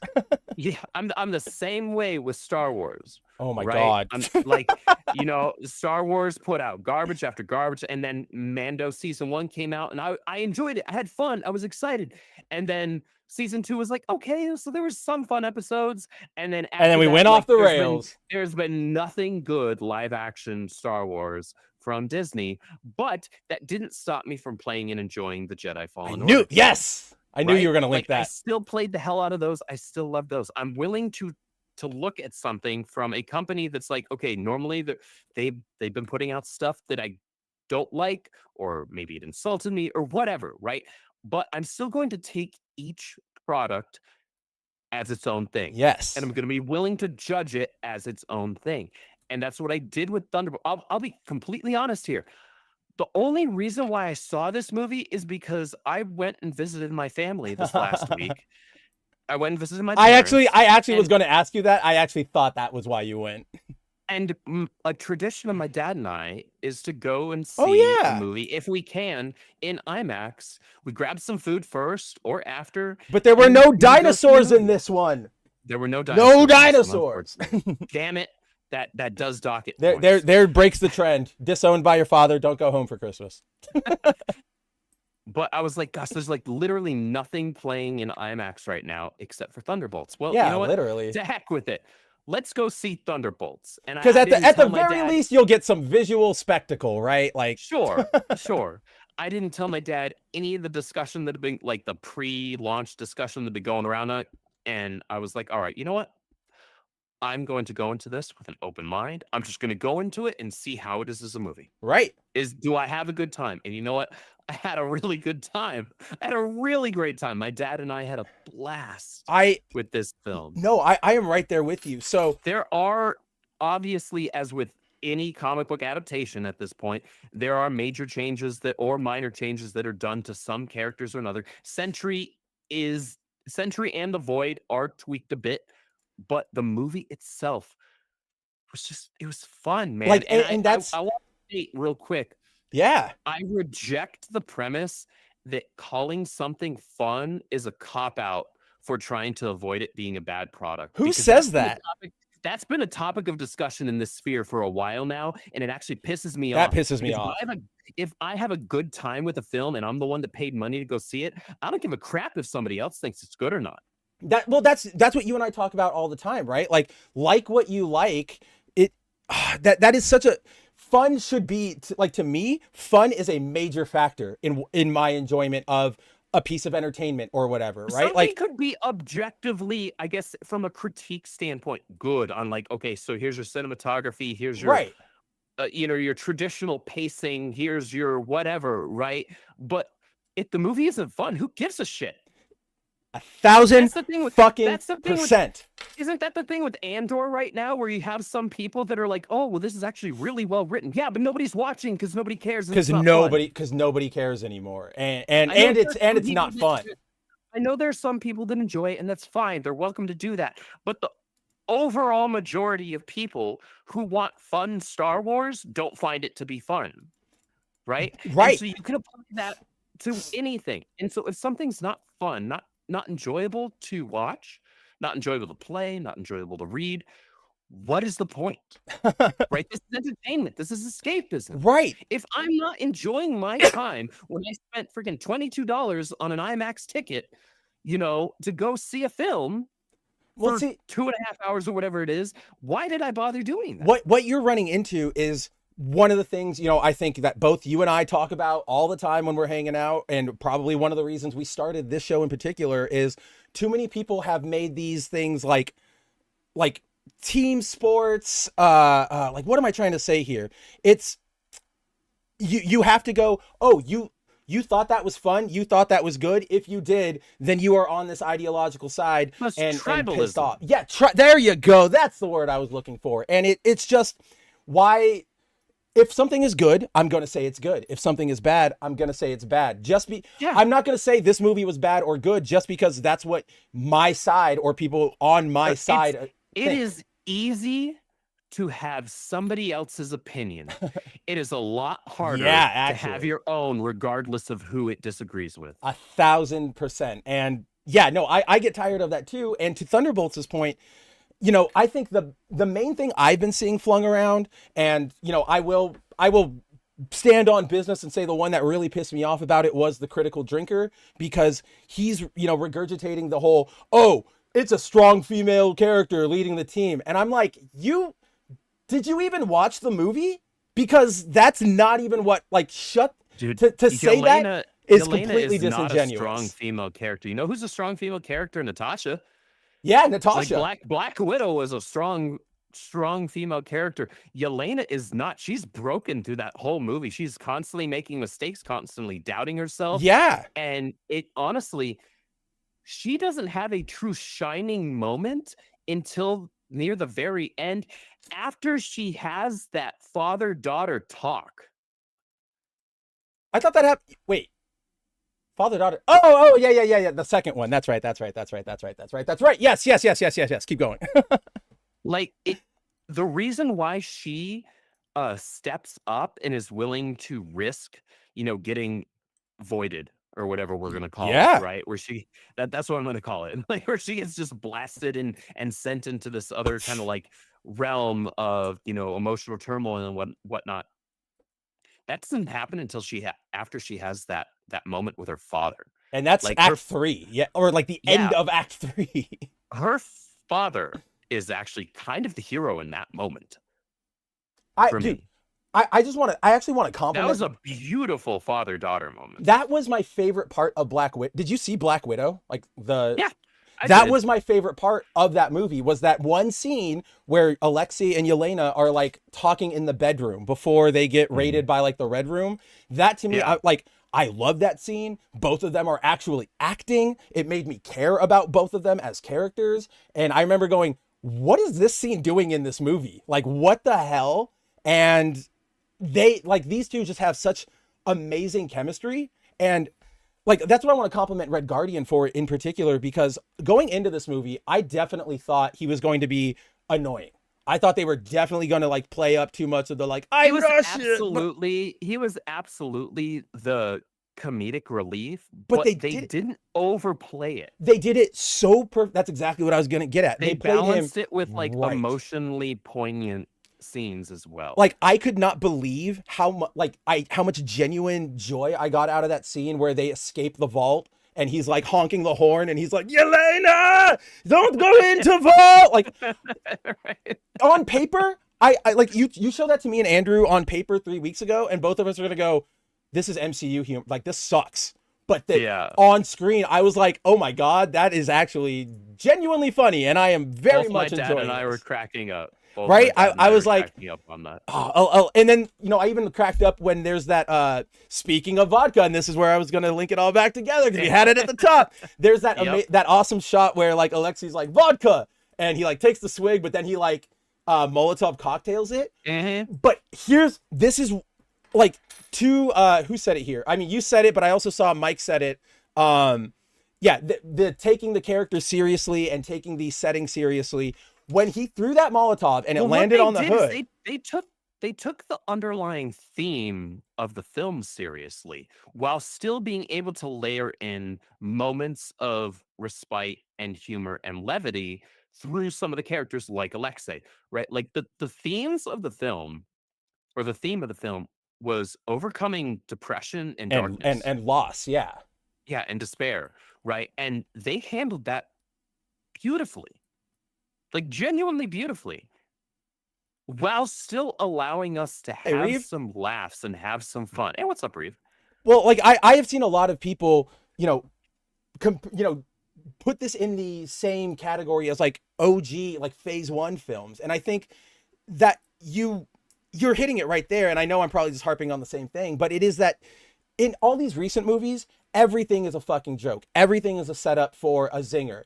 All of this stuff that we would have had here with, for example, I'll give you a really good example because it's been on my mind. Because this movie, I just want to say, over almost everything outside of Sentry and getting to look at Florence Pugh for like 2 hours, I'm so happy we got so much more John Walker. I love John Walker. I loved him in Falcon and the Winter Soldier. He was great in this movie. Such a good character. So good. And he was consistent too. He was consistent with why I liked him in Falcon and the Winter Soldier.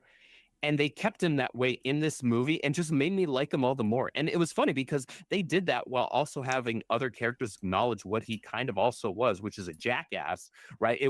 I think it was Ghost who said it. Like, you're kind of an asshole, right? And like, yes, he is. But then we see into his backstory, right? We see into his history. We see kind of like why he's acting that way, right? It's not because he is necessarily a bad person.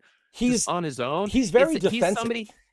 He felt like he was being like uplifted to be this certain thing, and then he got tossed to the wayside. He got discarded, like, right? Very is the way hard, that he feels, right? Super hard, and he feels like he was trying to do the right thing, and he got tossed to the wayside as a result of it. And so he'll lash out, but you still see him do the right thing. Yeah. Right. Even if he'll make some jackass remarks. He'll make some, not necessarily quips, but right. He'll make some tries and some jabs, but he's still going to try and do the right thing. And that is what I think is the key that delineates, that they really leaned on in this movie. And I'm really glad they did, to separate what makes like Steve and John what makes Steve Captain America and John not Captain America. Right. Right. Yeah. Like, I love that they leaned into that. And one thing I noticed is that, because what I really love about Walker is that, deep down, he really does want to be a hero. He just wants to be the hero. But this is, what I love about it is that this is not 1941 anymore. It is a lot harder to be that paragon, especially. He's a far more deeply flawed. Check out this detail. Somebody brought this detail up to me, and it has been blowing my mind since I learned about it. When there's that moment where I think it is Ghost again, where she's like, John's like, I was Captain America. And she goes like, for all of 2 seconds, what else do you got? And like 5 minutes or something like that. Yeah. And he starts listing off. He's like, all pro fullback, 2 tours of duty. He starts listing all this stuff, but he doesn't list. And in Falcon and the Winter Soldier, in that TV interview he's doing, like right after he becomes Cap, the reporter mentions he has 3 medals of honor from his tours in the War on Terror. In the show, when she mentions it, he kind of like shifts uncomfortably and like talks past it. Here, he doesn't bring it up. He's like, so he is a morally. What that tells me is that he's seen some stuff that he doesn't want to talk about. Well, he's done some stuff that he doesn't want to talk about. That's exactly it. He knows that I am not Cap. Like, I think he slowly realizing like, I'm not Cap, but he's not ready to accept that. He's going, I'm not Cap. Why am I not? Like, why are you doing this to me? Why didn't the world turn with me to where I could be the Cap they needed for the moment. Yeah. But he does in the movie always sort of get to the point where he wants to be a hero. And the one that really sells it for me is throughout the entire movie, he calls Sentry Bobby. And we see, when we see into the center, like into the void, his dad, like when he beat up Robert, he would call him Bobby. Yeah. So it's clear, like, and there's that moment when he's Sentry and he like debuts and US agent's like, okay, come on, Bobby. And he goes, you can call me Sentry. And it's like, oh, but after that, like once, actually after this moment here, once they're like a team, I guess, he stops calling him Bobby. He starts calling him like Robert, Bob. And I'm like, see, he wants to grow. It's not easy to. And just on the note of super soldiers, I wanted to point this out. I love that somehow, even with all of the mess they've done, whether intentional or not, the MCU has done a really good job at sort of exploring what I was touching upon a second ago. Like, why is Steve Captain America? Why is he and why do these other guys not measure, right? We have the Soviet version. We can go back to the Captain America First Avenger. Yeah, with all those guys. To answer that question, right? Where it was like the grenade. He was obviously Steve Rogers isn't a perfect human being. Nobody is. No. But he was at a certain level of moral fortitude. And righteousness to a degree. Nobody is 100% righteous. Nobody's perfect, but he was at a certain degree to where when he had the super soldier serum administered to him, it enhanced all of those good things about him. It took what he was, which was already a good person, but just physically frail and weak, and it made him just a strong physically version of that good person.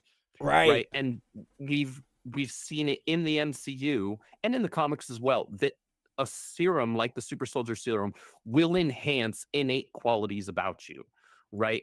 You will see if somebody is already more rage filled or whatever, if somebody's a little more, jumping the gun, that's going to get exemplified. That's going to get augmented. If they're a bit more of a prat, bit more of a prick, and quick to get into a scrap, that's going to get enhanced as well. So yes, Steve Rogers is a 1 in a billion person, and that's because it's him.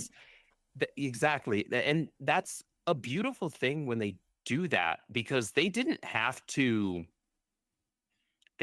crap on John Walker in this movie in order to elevate Steve. Steve had he had zero involvement in this movie. They actually don't even talk about that. They don't even mention him. That quip or like not even him, but like the Captain America-ness of it all. They don't talk. They only do that one line. That like, what were you like, Cap for 2 minutes? That's it.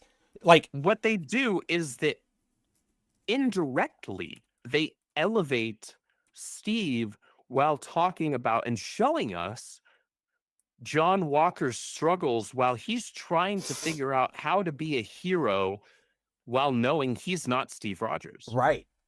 No, I just... That's actually really deep character development. It's super deep character development. It's like, again, like for me, it's that the Steve-ness of it all. It's, Bucky shows that the serum itself is not what makes you Captain America. Alexei shows that loyalty to your country is not what makes you a Captain America. Walker shows that the shield is not what makes you Captain America. Steve shows you Steve is what makes Captain America. So, but yeah, they didn't have to crap on everybody. I felt like everybody got pretty good due, right? Like, I think the least was Ghost, but you didn't really have a lot to do with her. You did what you could, I'll say this, right? Though, like you did what you could. I was going to say, to their credit, like, I didn't give two craps about Ghost after who did? Freaking Ant-Man and the Wasp, right? My biggest takeaway from that was, oh, she's pretty. That was it. Yeah, that was it. That was really it for that movie. But like in this movie, though she didn't have as much character development, she wasn't annoying. She wasn't insufferable. She had some really cool scenes. That fight sequence near in the first act, where it's like you had Yelena, you had John, in the vault, yeah, and you had not Taskmaster. Like that was a fun fight sequence, and I pointed this out to a few other people. As soon as I saw that scene, I was locked in. Not just because it was a cool scene on its own, because it was. That was a fun choreographed scene. But when, without a single word, all of a sudden Ghost offs that not Taskmaster. Oh, yeah. I was like, oh, somebody paid attention. Because literally nobody was happy with the Taskmaster thing in Black Widow, the movie. Right? Like nobody was on board with that. That was actually serious. See, and when I saw that, I was like, okay, so this was a super cool scene. And I was already like, oh man, wow, look at that. Oh, like, that's yeah, cool. this like, is cool. Check it. Oh, I would not have thought of doing that. Like there was just really cool choreography going there. And then they just off Taskmaster. And while yes, maybe that was like, so you did nothing with the character. For me, as somebody who was like, man, if you're gonna do Taskmaster in a movie, like do him cool. Right. And instead that's what we got. Right. I was like, they just got rid of the character, and I'm like, all right. See, I actually disagree with you. I hated the way they did Taskmaster. I thought my favorite thing to bring up when I talk about Taskmaster is that the actress who played him, or her, whatever, Olga Kurylenko, she was a Bond girl. She was in Casino Royale as the Bond girl. Mm-hmm. And they not only put a helmet on her, but they also fucked up, like her character is scarred. And it's like, why would you do that you got an objectively beautiful woman and you're putting her, like, what are you doing here? That was always weird to me. You did nothing with her. You did nothing that serviced the actress, that's for sure. Or the character. But see, I'm actually with Mike sort of on this one here, where I get like the Schadenfreude and saying like, oh yay, that version of Taskmaster is gone. But I thought, I was like, up until probably when Valentina leaves her hearing, I was fully in the like, oh, this is MCU crap mode, because this to me just felt like, yeah, oh, you're killing her off for everybody dies, but we already knew she wasn't there. She's not in any of the promo materials. And then, are you even going to kill anybody else? No, you don't. Okay. So like, I actually really hated this. I'm not against killing Ghost or Taskmaster. Just do it in a way that isn't so obvious, or not like, what am I trying to, like, there's nothing, I know. Fair enough. They put it in, it's a shock value thing, and then they don't build on anything with perspective. It. Like nobody dies outside of. I was so annoyed in the Black Widow film with that character that I was completely happy to just see them killed off like that in this film. And I enjoyed so much of this film anyway, that it was just like, I was here for the ride. I will say, I do wish that Bucky just got a few more action moments just on his own. Bucky is where everything kind of falls apart for me. I like him being there, and I think he plays with everybody really well. But the whole congressman angle and trying to rope that all in, it just got strange. It got kind of messy, and I just went, yeah, that was the more strange part for me, for sure. I agree with that. I like that it led to the setup of having Valentina's assistant like call him for help and like, do the sort of Washington. Right, but I feel like all of that whole song and dance was all just for that moment and that action, right? And there was probably something else you could have. Oh no, you absolutely. Have him not, like, why would he be a congressman? Like, Winters, really? What? No, dude. Do anything let me make this clear, everyone. I need to like be very clear about how ridiculous this is. It's not just that he's the Winter Soldier. It's not just that he's an Avenger. It's not just that he's 98 years old technically. My big issue, and the thing that breaks it for me, the man is literally confirmed to have assassinated JFK. Like, I'm sorry, man. Like, even if you were Steve Rogers, I would go. I would go. Sorry, man, not Congress. Him being a confirmed congressman at that point. Right? Yeah, that to me is just like, what are we doing? But I also don't think that was on Thunderbolts. I think because they did that in Brave New World, so I think that was sort of a weird thing Feige threw out there, and everybody had to deal with. Like all that sort of fun stuff. But like just overall. What it is, I think too, is that this movie is, Mike hit it again. He's on it with us, but they kept it small. There isn't a big world ending. Yes, the Sentry could be considered that, but they didn't set out to going like, oh, the world's about to end, we need to stop it. It was like, we need to stop this corrupt person, which in terms of comic books makes more sense, because that's sort of what like phase 1 and 2 did, right? Everybody was sort of dealing with a big bad, but not one that you would necessarily trying to bring the scale down. Well, back. That's exactly what I mean, because ever since the middle of phase 2, or at least Age of Ultron, everything is a world-ending threat. So then the audience goes, well, where are the Avengers? Hello. And so this way, I don't know. I have so much to compliment about this movie. My critiques are very few and far between. It is definitely that just the way they killed off Ghost or Taskmaster.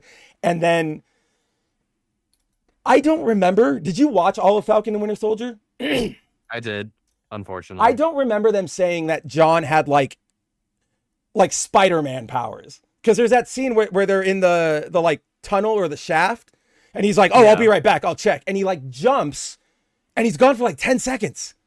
And I'm like, I know you have the serum, but even Steve didn't do that. I don't know what we're doing here. That was weird. So I felt like when I initially saw the scene, I did kind of double take, but I was like, I think he like jumped at kind of an angle enough to like, he was probably kicking off of the wall.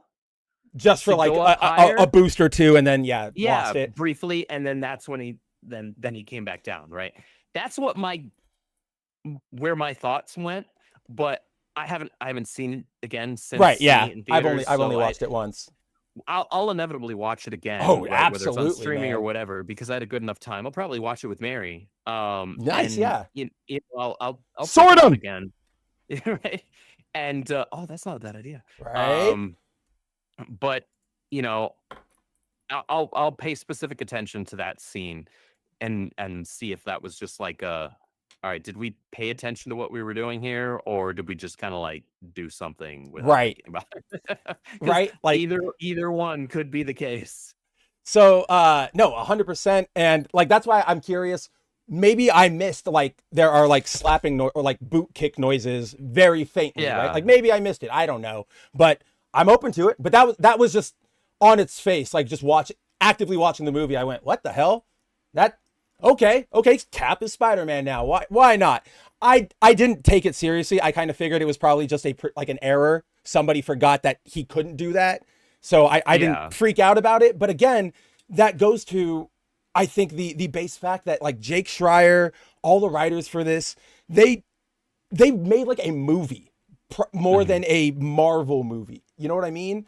And to me, and I'm sure like you knew I was going to bring this up eventually, but to me, the thing that like really sells how much they cared about this movie is, for those of you who have seen it, you'll know that when the Sentry gets his powers, there's a flashback scene where when they go into the void and Bob's talking about when he got his powers, you see a flashback where he's in a lab and the scientists like inject him with the serum, and then they poof, and they go void. If you go, it is this blew my mind, and I even ran over to Andrew and I was like, oh my God. But that lab is the same one Yelena breaks into in the very beginning, and you can actually see, in fact, I think it's in the trailer here, you see during that entire opening heist scene, the shadows of like the doctors are slowly like floating, disintegrating like they should be. And I missed it completely. Andrew caught it, but like that to me is one of those, that is movie making. Like that is storytelling. You knew what you were doing. That's not what you get out of, right. That's not what you get out of going, I'm going to make the Marvels, or I'm going to make Wakanda Forever. Like, just go watch this movie, guys. This movie is absolutely incredible. It's genuinely fun. It is a really good time, and it's also just like some good genuine storytelling, and it's a sincere movie. Yes, that is the best way to put it. Yes, that is an amazing way to put it. Sincere in its execution and its efforts. And honestly, just again, this is one of the things that I like, I saw this and I was like, this is exactly my shit. The way they did the Void, where it's just this all black with the two little beady eyes, like no giant CGI monster, none of that bullshit. You just went, you went horror movie, you went elevated horror, right, Mike? And so beautiful, beautiful. Oh, check that out. Mike says, there's a quick shot of Bucky leaving his Void room in the finale, and eagle-eyed viewers will see that it's the room where he was repeatedly reprogrammed by the Soviets. Did not catch that. I didn't catch that, but I believe it. That's a good, again, those details we don't really see everywhere else. I will always point to Doctor Strange in the Multiverse of Madness, when America hits the portal and they do that like spiral through different dimensions. Marvel has zillions of alternate universes that they could have gone, here's, what if? Here is the animated series. But instead, all we got, stupid crap that they did.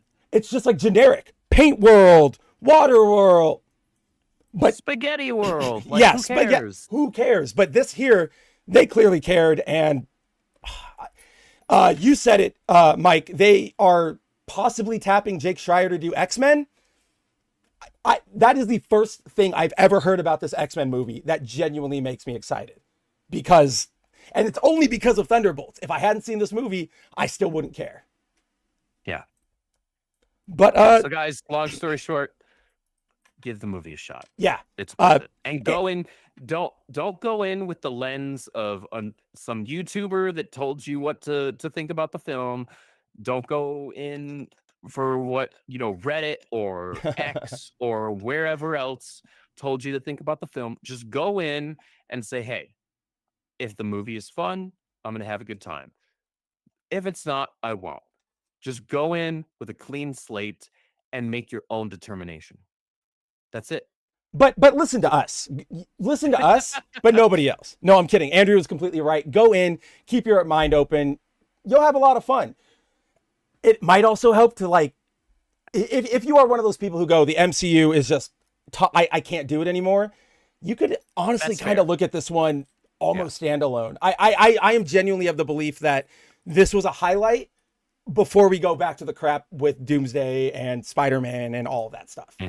So, two thumb up. Yes, very nice. I don't know why I went. Yeah, Mother Russia. Yeah, yes, but Mother Russia. Go get the Wheaties box. But guys, clearly, as Andrew pointed out to me, as you guys can tell, my voice is going. We went a little longer just to talk Thunderbolts, but this is probably a good time to wrap it up. So we'll get out of here. To kind of push back on intellectually dishonest. Yeah. Absolutely. Sometimes, and so we did go a little extra. We will sacrifice our time for you guys to make sure you get an intellectually honest read of whatever's going on out there. Even if we have an opinion that disagrees with you, we at least want to give you the info. We want to give you, this is what's actually happening, not whatever you saw on X, Twitter, whatever you use these days. Friendster, I don't know if that exists anymore. But Andrew, tell the good people what you've got going while I go over to the RIPPAVERSE. All right. So those of you who are fans of the RIPPAVERSE and following the RIPPAVERSE and the goings-on that we have going on, Monday morning, 9:30 a.m. Central Time, there will be a live stream on the RIPPAVERSE YouTube channel, and we will be announcing and revealing something quite interesting there, and quite big. So keep an eye out for that. I think the stream is already scheduled. Yep. You can hit the notification bell for that so you get reminded in case you're like me and you forget to do little things like that all the time. So I recommend doing so. Tomorrow night is the last night, so 11 p.m. Central. Ice on 3, the closeout to the Ill-Advised arc happens. This is our largest book yet. This book we don't have literal kaijus in the RIPPAVERSE as of yet. However, this book may as well be a kaiju because of how thick it is. Holy shit! That thing is big. 144? Yeah. This is by far our biggest book. That's a murder weapon. It could be. And when I was in the warehouse yesterday, I was like, oh my God, I could kill somebody with this. And I wasn't thinking of anybody at all, I promise. Probably. Ribbit.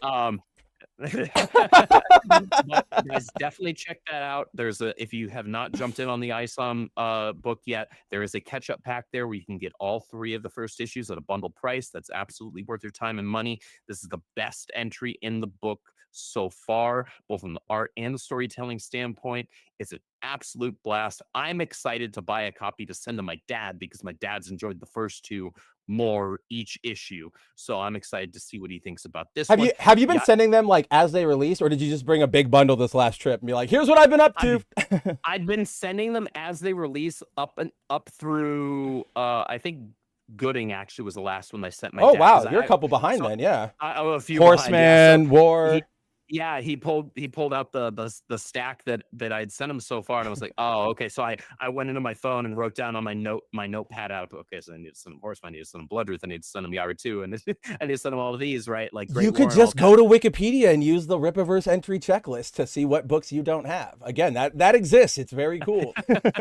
yeah, I could do that as well. League of Comic Geeks lists you guys whenever you have a release on a week. Like, yeah, any week they'll put you guys on a Wednesday, even if it comes out on a Monday, because they'll be like, Rippa release. And I'm like, I know that guy. I know that guy. They do now, actually. Big time. We have more Rippazines coming out for those of you who are fans of the short stories that introduce new characters and new IPs within that. Look forward to the next couple of those. Definitely. Fervently, I would encourage, if you are a Rippaverse member on our website, for $5 a month, you get a free copy of the standard issue of the Rippazine. You get to add it to your cart for $0.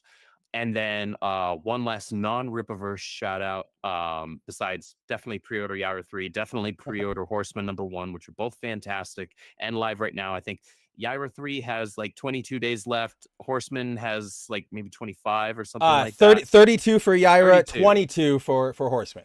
Okay, so I'd have flipped. All right. Yeah. Well, 23, 50. We just turned over, like, we're 2 minutes into that new hour. Just so, barely. Yeah. Okay, yeah. Just barely. All right, close enough. But check those out.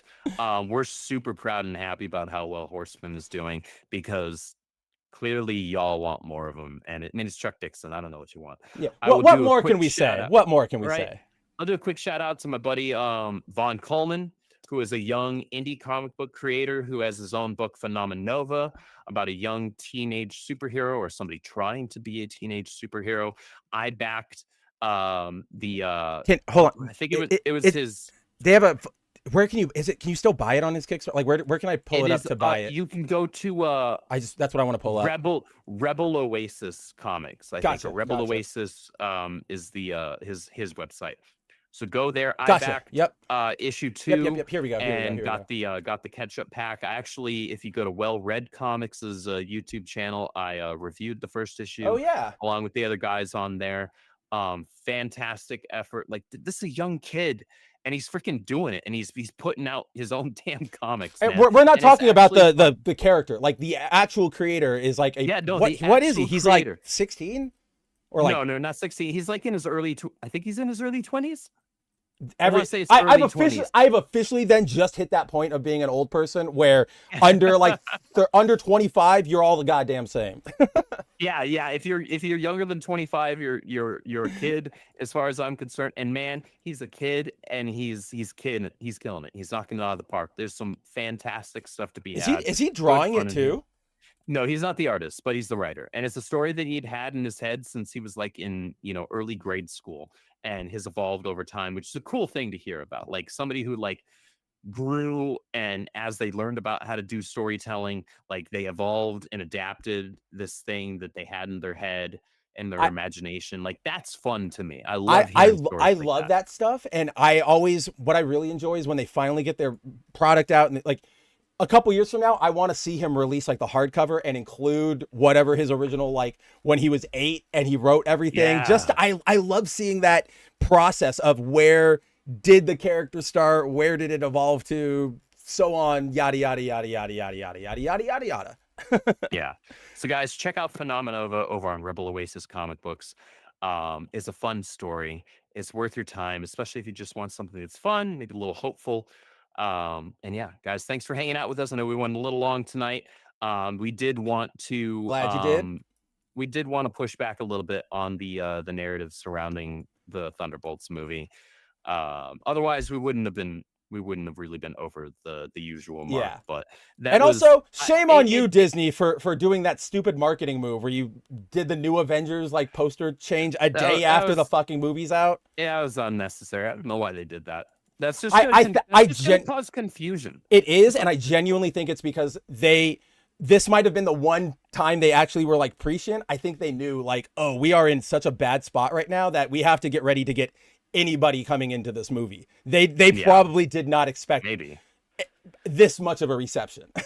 that's entirely possible. But yeah, then, guys, when the movie is actually fun, it's worth your time. Definitely go check it out. The thing I won't forgive though, Andrew, is there's a big one in LA right now, like a big Thunderbolts, and they did the new Avengers, and then yesterday they put a Stitch over it, like he's busting out of the, like the live action one is busting out of the poster, and I'm like, holy crap, like let the movie breathe, let it have its time, man. Like Jesus, they're just gonna shoot the movie in the foot. That's what I'm saying, like just stop, like Disney, what are you doing? But Disney aside, go see Thunderbolts. I also wanted to highlight this. We have a Art of Top Cow art collection that is currently up.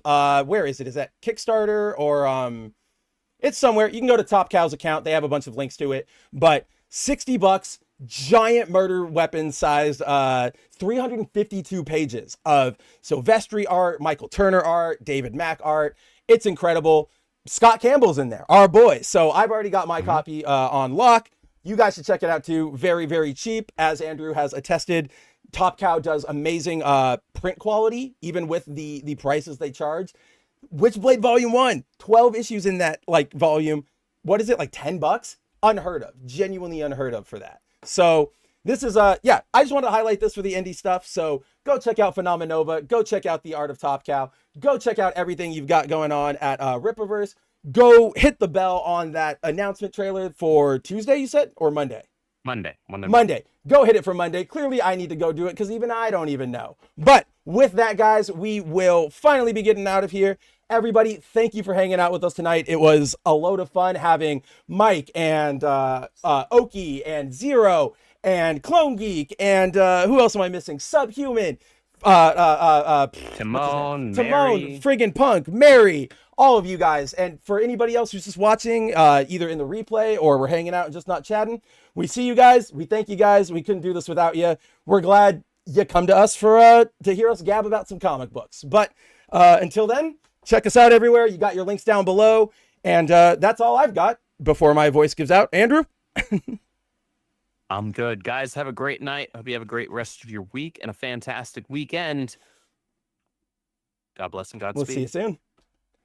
Never before have we had greater face a complex, rapidly changing world. Think of it a moment. It is a world in which supersonic speeds are commonplace. It is a world that has seen the coming of the atomic bomb. It has seen the rise of the total state, the dictator, and the mass man. It is a world of new sensations, new excitements, new distractions. So much to be learned by so many in so little time. And I suppose you're here with no agenda, as per usual? On the contrary, I'm here for comics.